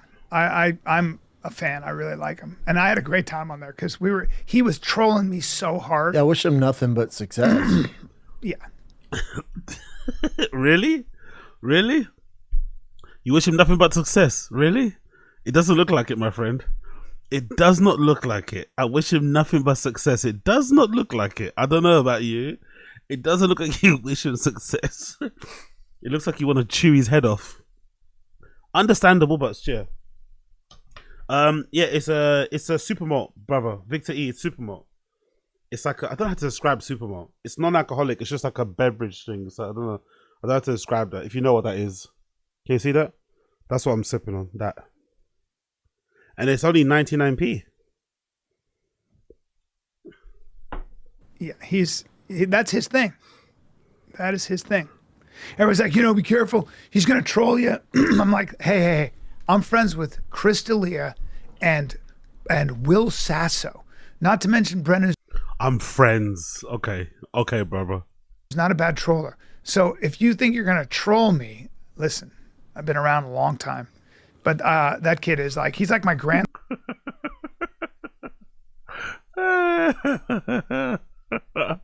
Look at his face, man. Look at he's just giving Matan so much material. He's giving Matan so much more ammo.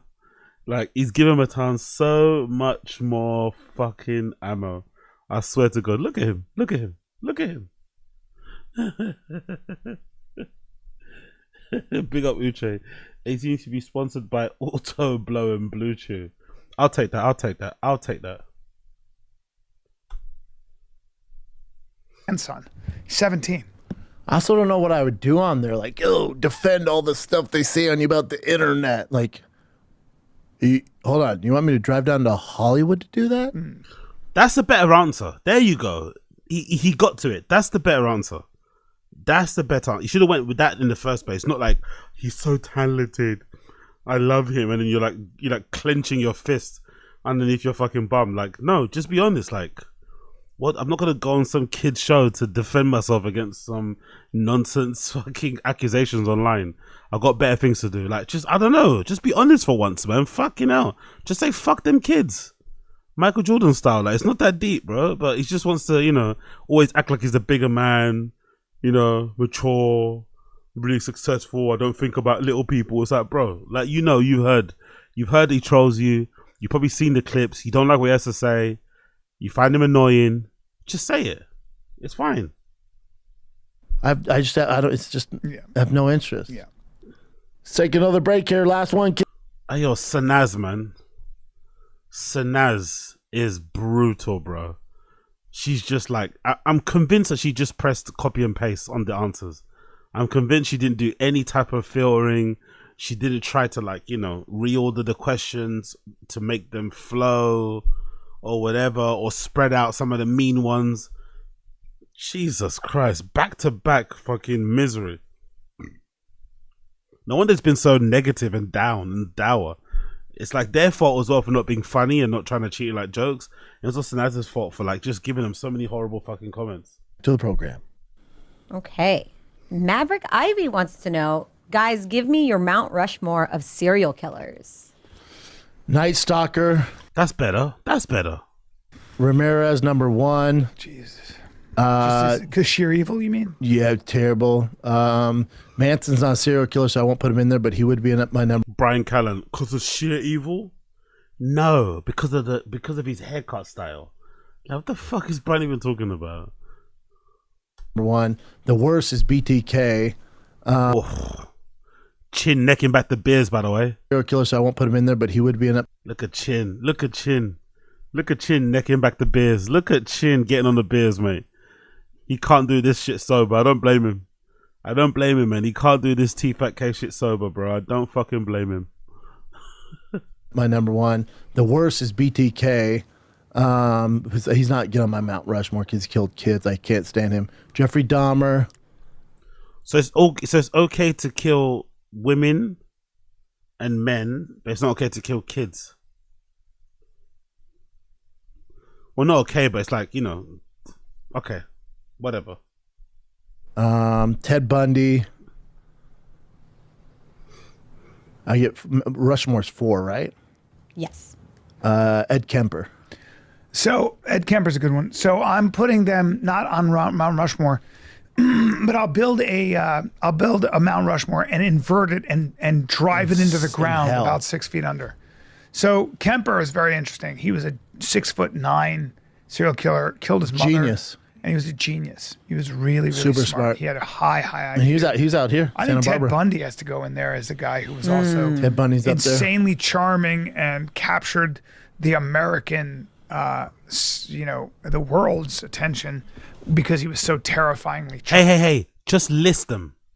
You don't have to go through the attributes and their stats and shit. Just list them, bro. You can tell he's a boomer, innit? Just like waffling. Just about, and then, in 72, he was born. It's like, bro, just list the serial killers. You don't need to go through their fucking biographies. Charming. You've heard him talk and stuff. Oh, yeah. So articulate, so charming. Yo, big up Stevie M. Bruh, AZ, Sanaz gave them interesting content. The difficult questions must be asked. This pod is dead. I don't disagree with you, my friend. I just think she could have made it flow a bit better. You know, like miserable question after miserable question after controversial question after controversial question is what's making Brendan look like this. You know, he's still probably thinking about that Bobby Lee question. He's still probably thinking about that question about will he return and do stand up. You know, like it's the flow. She has to ask what she has to ask. It's good producing, got the clips out there, but the flow is like, come on, man. This pod's already low energy, and you're making these guys miserable and introspective and a little bit depressed. It's like, yeah. But hey, it's all good. It's all good. It's all good. Big ups, Naz. You're right anyway. In the end, at least we got some good content out of it. When they sentenced him, because he defended himself, and the judge goes, "It's too bad you went down this path. You would have made a fine lawyer." And then Jeffrey Dahmer, because he ate people and showed his victims and killed only dudes. Impressive. Mm-hmm. So he was a horror show. Mm-hmm. And John Wayne Gacy has something to say. Oof, he was the worst. Democrat, gay. Well, he was an absolute monster. An absolute monster. Yeah, he's in He used politics. to, What? What does being Democrat anyway? It's not. he used to show little, the 15-year-old boys or 13-year-old boys, whatever. He'd show them a magic trick, and then he'd put them in handcuffs. No, not that young. He was killing guys that worked for him, like 16, 17. He never killed young boys. God damn. They were workers for him. He had a construction business. Oh boy. Brendan knows more about serial killer tape than he does about UFC fighters' records and shit. He legitimately knows way more about serial killers than he does about UFC fighters. Why doesn't he just have a podcast about serial killers? What's the point of doing the whole Shorb Show thing and talking about MMA cards that when he clearly has fallen out of love with UFC and MMA a long time ago? What's the point of even keeping that fucking, charade up in the first place? DK's the worst. I don't fuck with him. DC Sniper's interesting. Martino77 wants to know, what's one thing you would both do differently if you had to start this podcast over again? Big up, Casey's Edger. real crime. Democrat. Gay. Thank him. Yeah, exactly. Forget all the innocent victims. Forget all the families and friends torn apart, hearts broken, lives changed, never to be the same again. The worst thing he could ever do was be a Democrat, was wear a blue tie. Honestly, he's such a fucking special guy. Big up NJ Ranger. Not the Bobby Lee stuff and listen to people.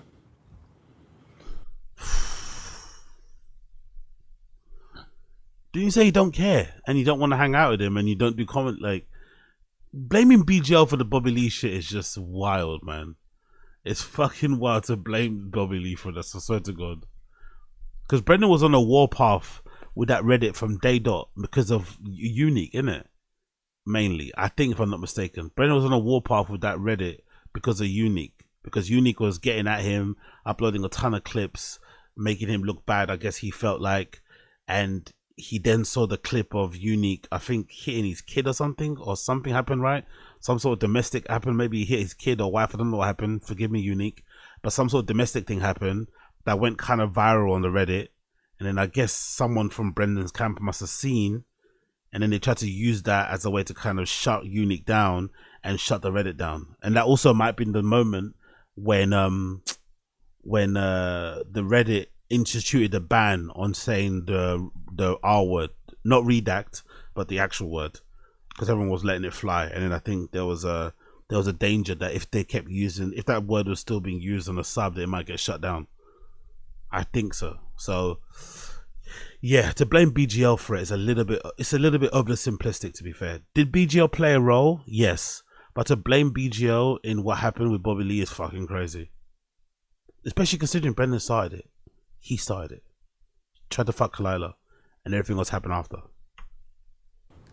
But as far as do things different, oh, stand up. I think when hold on, I haven't watched it yet. I wonder if he said something about the stand up. Will he say something like, "Oh, actually, I wish I would have taken stand up slowly," or slower. I wish I would have maybe done it properly and did open mics and not taken the Showtime special straight away. Would he say something like that? Probably not, but let's see. Brian was going off through his shit. Him taking a leave of absence was a bad idea. And me just doing the show with random people, I think that was a bad idea. I think we should have, granted we need the money at the time, I think we should have put our foot down. Now, in 2025, you can do that. Everyone's like, random people. Didn't Josh Wolf do it? Didn't the other guy do it? I forgot his name with the black hair. Didn't Chappelle do it? Malik at one time. Weren't they friends at one time? Random people. So dismissive and rude. Unnecessarily so, innit? Like, God almighty. Like, champion you, right? Like, you'll see guys that get accused of bullshit and everyone's like, we don't believe it. But back in 2019, when we were going through it, and I was like, B, what do you want to do? And the only way we would get money was for Brian to take a leave of absence. I think it ruined the show. I don't think he's wrong, to be fair. I don't think he's wrong. But I also think he's not taking responsibility. Again, lack of accountability. You could have stood by him. It's Tfatk. It doesn't, even if the sponsors did bounce, like it would, I wouldn't say it would have been fine, but they could have taken the hit if they wanted to. They didn't want to take the hit because they preferred the money. So whatever principled stance they have against cancel culture, whatever, when the moment came to test it, they wilted and they tucked tail and they basically, acquiesced to the advertisers in order to make sure their funds are getting cleared every month. That's kind of their fault. But you can't really blame anyone else for that, really. But I also think this show was always going to end in this place because none of these guys are overly creative or innovative in any kind of way. And it's just, it's kind of run its course, isn't it? It was good for a very short period when it first started, and it hasn't been good since, and it just is what it is. I don't think it's a bad thing. Plus, they have very, you have one person in Brendan who's like one of the most hated people in stand-up comedy anyway. It was always going to have a limited shelf life. It was always going to have an expiry date at some point. So I just find it hilarious how he doesn't realize that sort of side. But would it have made a difference if he stood next to Brian? I would have liked to have seen the optics. I'm not going to lie. As a fan of these comedy podcasts, we all had to I think we all had to endure these motherfuckers talking about cancel culture. Then the moment cancel culture hit comedy, everyone fucking ran. I can't think of a single person who fought against it or who stood up for their friends. Everybody ran or pretended nothing was going on. So all of these guys talking big about being anti-cancel culture, being anti-censorship. The moment cancel culture came to their door, like even Louis C.K., I think even these guys, a bunch of people saying some shit, like even with Shane Gillis. Remember what they said about Shane Gillis? Oh, he's not even that funny. That joke isn't even that funny. Like, none of these guys had any kind of backbone, had anything to really stand up to the quote-unquote woke mob. They all tucked tail and ran. So, yeah, it is what it is.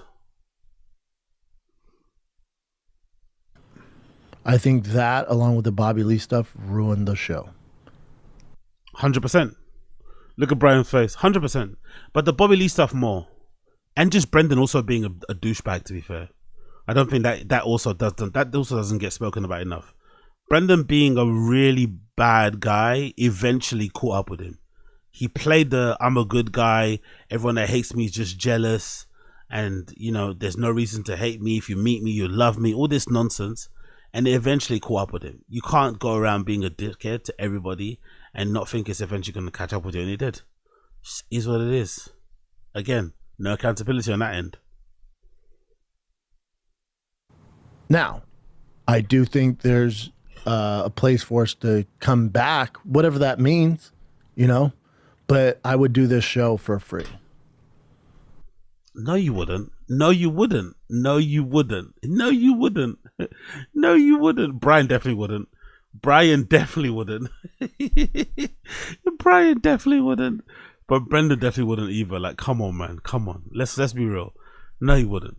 I don't believe it. Extra doubt. Completely extra doubt. There's no way Brendan does anything for free. Let alone a podcast where he has to sit down and talk to fucking Brian and chin and entertain some nights. No way. I love seeing Brian. I love you guys. I would do it for free. Brian? Same thing. Love I that. think you said it well. Jacob Holmes wants to know. Jesus Christ, man. Snaz. Look, he's literally beaten up. He's literally looks exhausted. Look at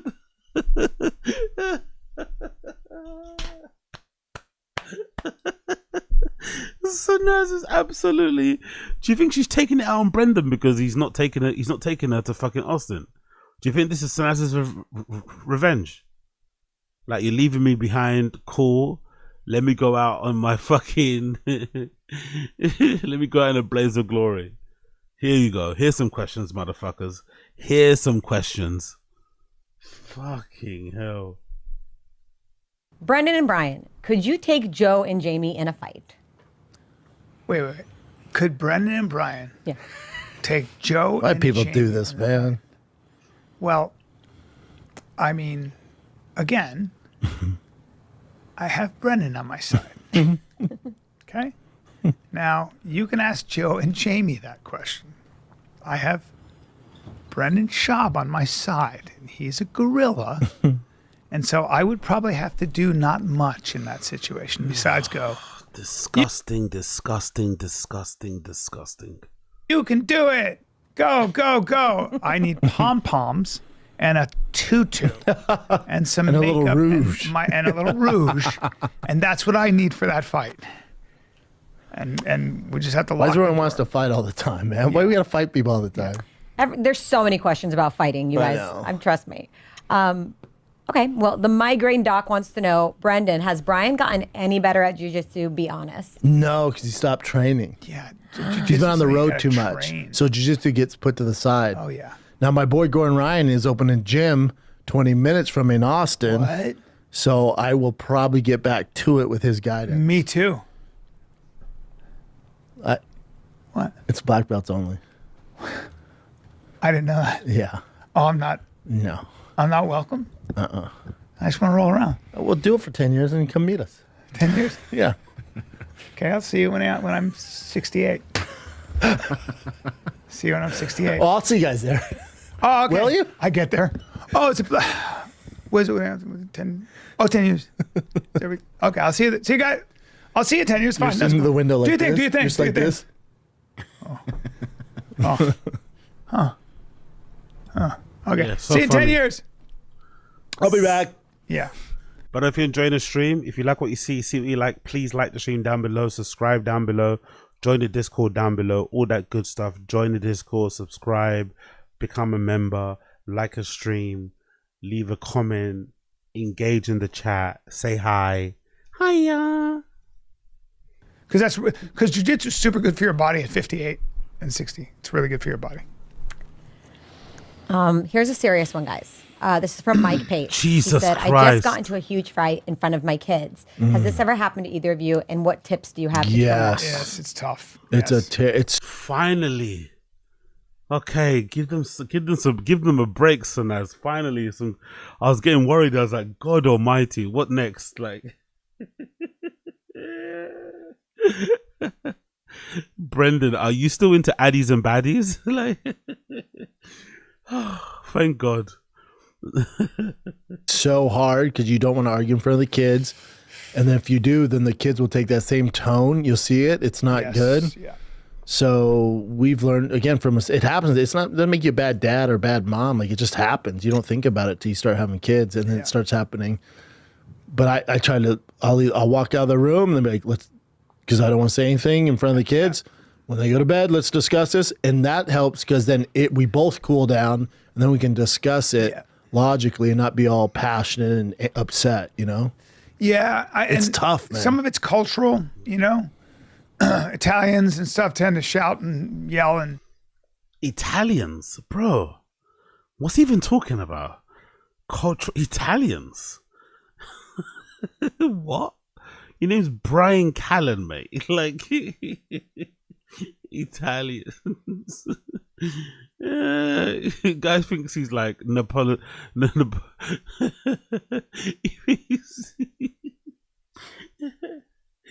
He's like, what? Italian.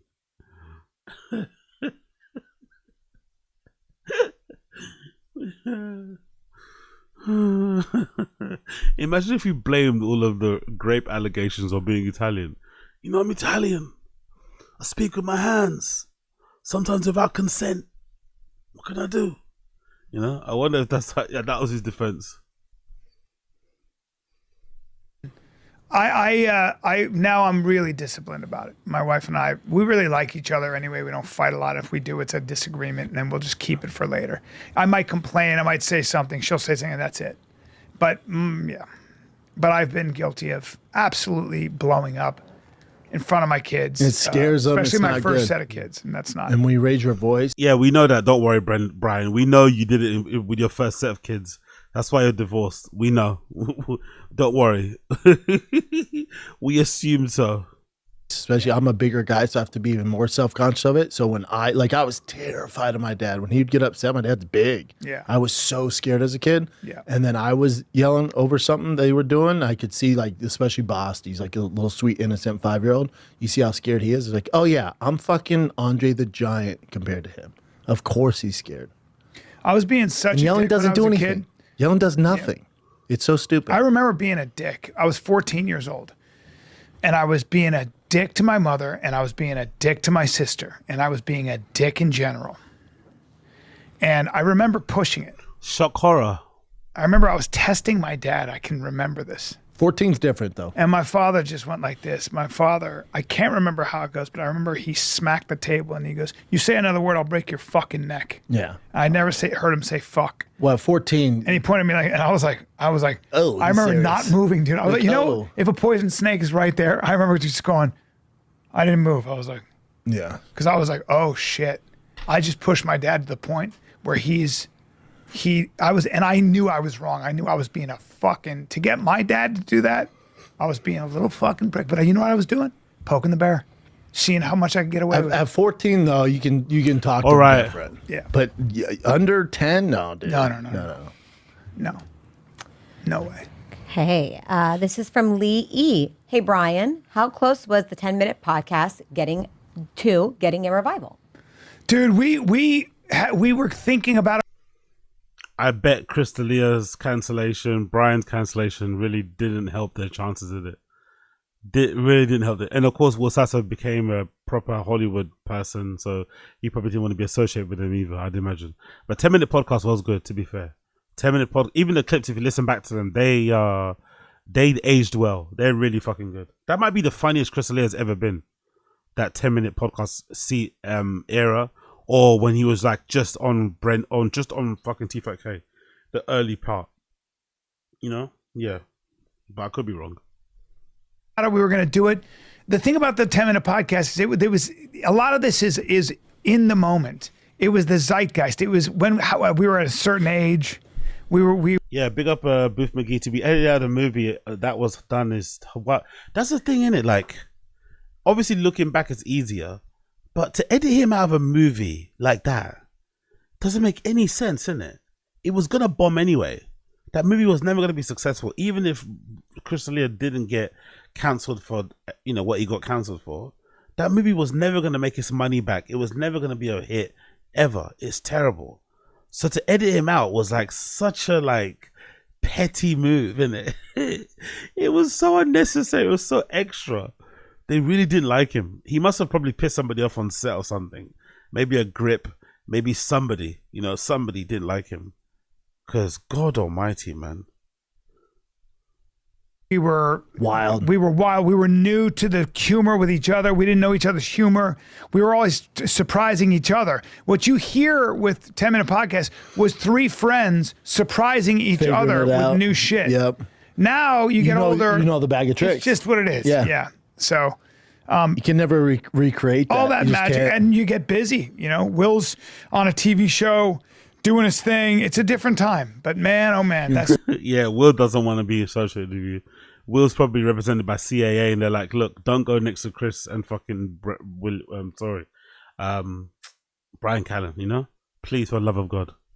still has a cult following. Yeah, Chris was just this wild dude with funny this dude. crystal clear sense of humor. just fucking doing shit. Yeah, I don't think you. That version of Chris is long dead. That was lightning in a bottle. I don't think you'd. Lightning in a bottle. You guys are older. We also didn't know what we had. We also had we weren't making any money. We didn't think anybody was listening. We didn't have metrics for who was listening. We didn't know.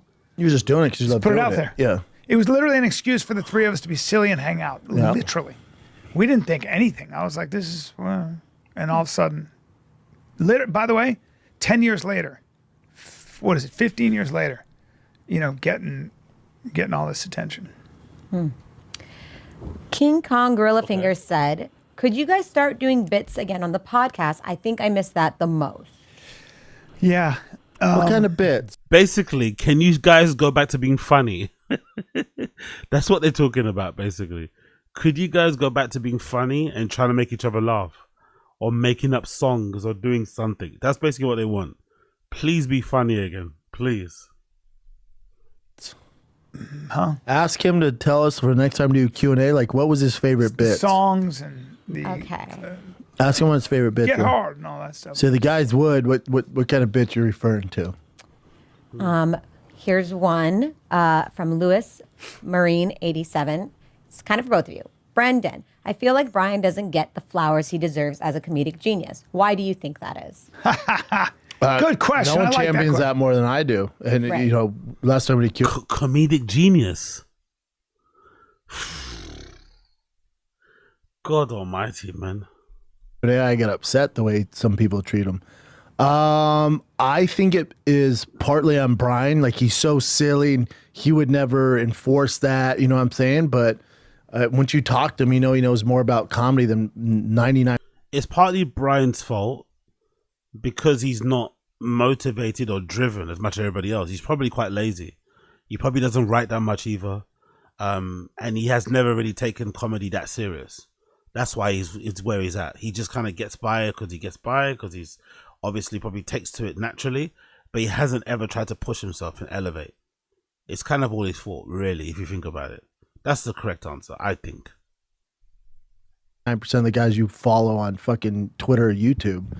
Part of it's just Brian's personality. Like he's just not that guy. And then some of these comics, people look up to him like, oh my God, you know what Brian would do to him on stage? It's just. What does that even mean? What would he do to him on stage? What does that even mean? What does that even fucking mean? Like, what? It's part of Brian's silly personality where, like, obviously his friends take him serious, but I think the public, since Brian's so silly all the time, they don't take him serious, maybe. So it might be that, but he should be put in the contention with the top 10 guys, I've said that since day one. Top 10 guys. Top 10.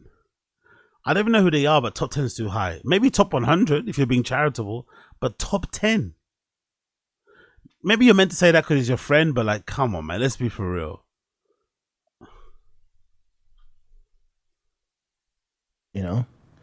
Thank you. But he doesn't care. Exactly. He's silly. Look at him. I just do Look my at comedy. him. Look at him. He's I silly. do my comedy. So I think it's part of that, where you don't even think about it. Like, that's Brian. No, I know it's Brian. He's one of the best doing it. As I won, I remember I won some wrestling award. My senior And this is year. part of the problem too. He talks about old fighting. No, but I won this thing. That's a good point, though. Brendan actually makes a good point there. He's trying to big him up. He's trying to give him his flowers about comedy. And here's Brian with some, like, tough guy story. Like, what? Like, what does it have to do with you being funny again? Another fucking story about masculinity and strength and whatever. It's just like, bro, please get over it. Please, for the love of God. It was the L. Todd Duncan Award. It was like sort of outstanding wrestling, and I tied 6 school records, didn't break one of them. But it was just whatever. There was this award they gave. So why are you mentioning it? Honestly, who remembers stuff like this? I tied high school. Like, what? How do you remember that sort of this lame ass shit? Like, what? I tied a record.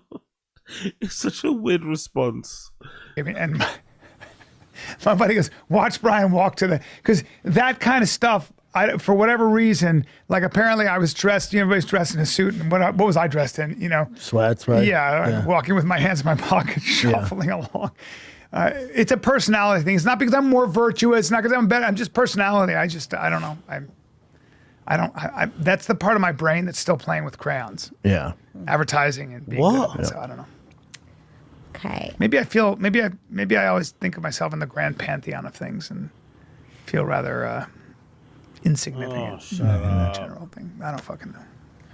IBD Joey wants to know what sparked Brendan's journey into the off-road racing world and building trucks. Also, can we have info on the next giveaway? Not being able to sell tickets to stand up, so I had to find a new hobby to kind of occupy my time and obviously let me spend some money. So I started buying trucks, and here we are. That should be the real answer. That should be the real answer. But will we get that? Probably not. As far as building trucks, I mean, I got my TRX. Before that, I had a Raptor. My first car, one of them was a F-150 flare side. So I've always liked trucks, and then I've always messed with my cars, but never really made like a big deal out of it. And then when I had my TRX, that thing got up to 1,000 horsepower. And then I flipped it, and the off-road community reached out, especially Matt, who runs the Mint 400 and the Parker and all that stuff. He's like, man, let's teach you how to really drive, get you, some seat time under your belt. Then I started getting the off-road world, and they were so cool. And then it just opens up a whole freaking Pandora's box and like off-road, modifications with the suspension and the long travel and the King shocks and Kibby Tech. And he's gonna start naming all the parts now to sound like he knows what he's talking about. He's gonna start naming parts for cars. So it's like this whole world. And I was like, oh my God, I've been missing all this stuff. So that's what I get into. And then I'm not doing stand-up. Like during the day when the kids are at school, I have time on my hands if I'm not podcasting. And I love, messing with my trucks and stuff. So then it just gravitated towards that. And then as far as the next giveaway, we're building it right now. It's a TRX Last Call. And it's basically the same version as my yellow one you guys see. Cool. It won't have 1,300 horsepower, but it's going to have a significant amount. And it has the wide body carbon fiber fenders, has the Kibby Tech long range travel suspension on it, the King shocks. My friend at Jokers is porting the blower and doing a throttle body. And Chris Bailey's helping tune it, so it's going to be dope. Good to know. Okay. And that will drop should be ready mid-April, end of April. Mid-April, okay, June. Okay, You guys want to do one more? Sure. Close it out? Yep. Okay. This question comes from an Instagram name that's just a bunch of letters, but it says, will you two ever do a sprint rematch? I don't think he and I raced. Chappelle. He doesn't talk to Chappelle anymore, though. He doesn't talk to Chappelle later anymore, so he can't race somebody he doesn't talk to. Let's hear the reply. It was Chappelle and Brennan. Yeah. That was when Brennan was on. We raced at the Improv with Delph. Yeah, and you were a little faster. Yeah. But no, I don't think. Big man, a lot of speed. No one here is fighting each other. No one's sprinting against each other. Sprinting is when you're sprinting, unless you've warmed up, is no joke because you're going to pull something. I learned the hard way. He didn't pull his hammies, he sprained them, whatever. He didn't pull them. Like, please. Boy, did you ever. Yeah, man. And that to do a Tough Mudder like 2 weeks later. That was a dark time. Those are some tough days. I think you were on all the Adderall? Yep. Yeah. Bad idea. Which When you're on all the Adderall, you're going to be like, powerful bunch. Yeah. It's bad idea. Yo, we got Abe Martinez. Sounds like he has reading a catalog for parts. I bet he doesn't know ish about hard parts. Bro is such a poser, it's sickening. Dude is a mark. Yeah, exactly. Big up Abe Martinez. I'm not sure if it was you or somebody else, because now I can't unsee or hear it. Somebody mentioned, maybe it was against the other game the other day, about how often that seems to happen.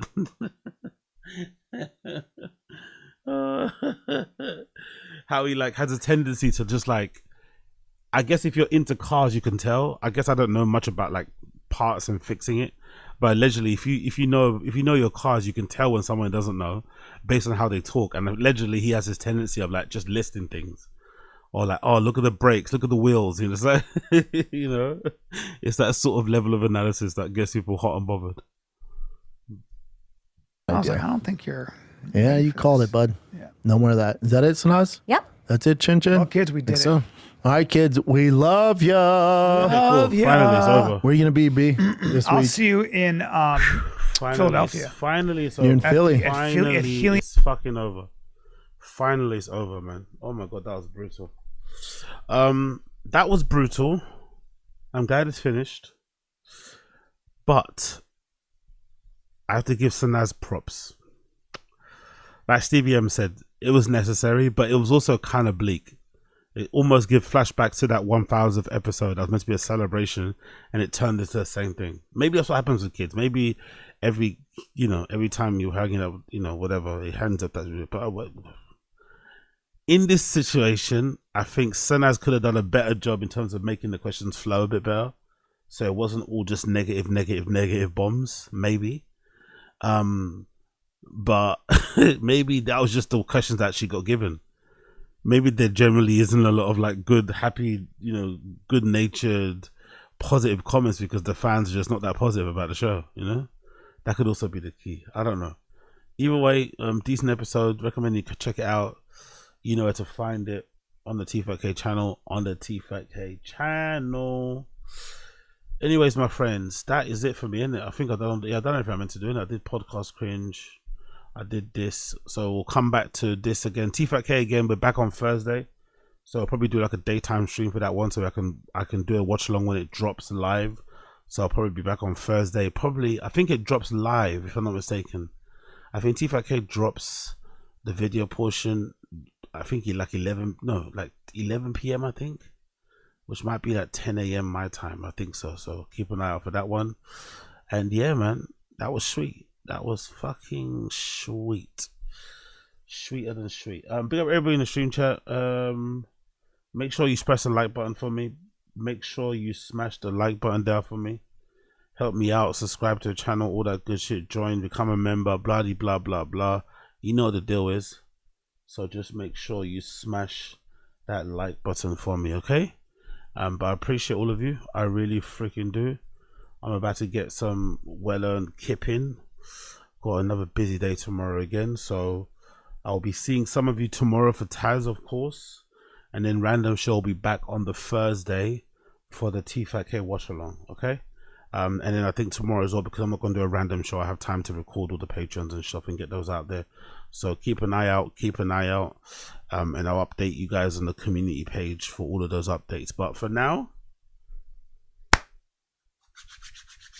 thank you for tuning in. And I'll see you motherfuckers on Thursday for Random Show, and then tomorrow for Taz. I. Thank you. Appreciate you all. Smash the like button for me, and I'll see you guys again soon. All right? Cool. Peace.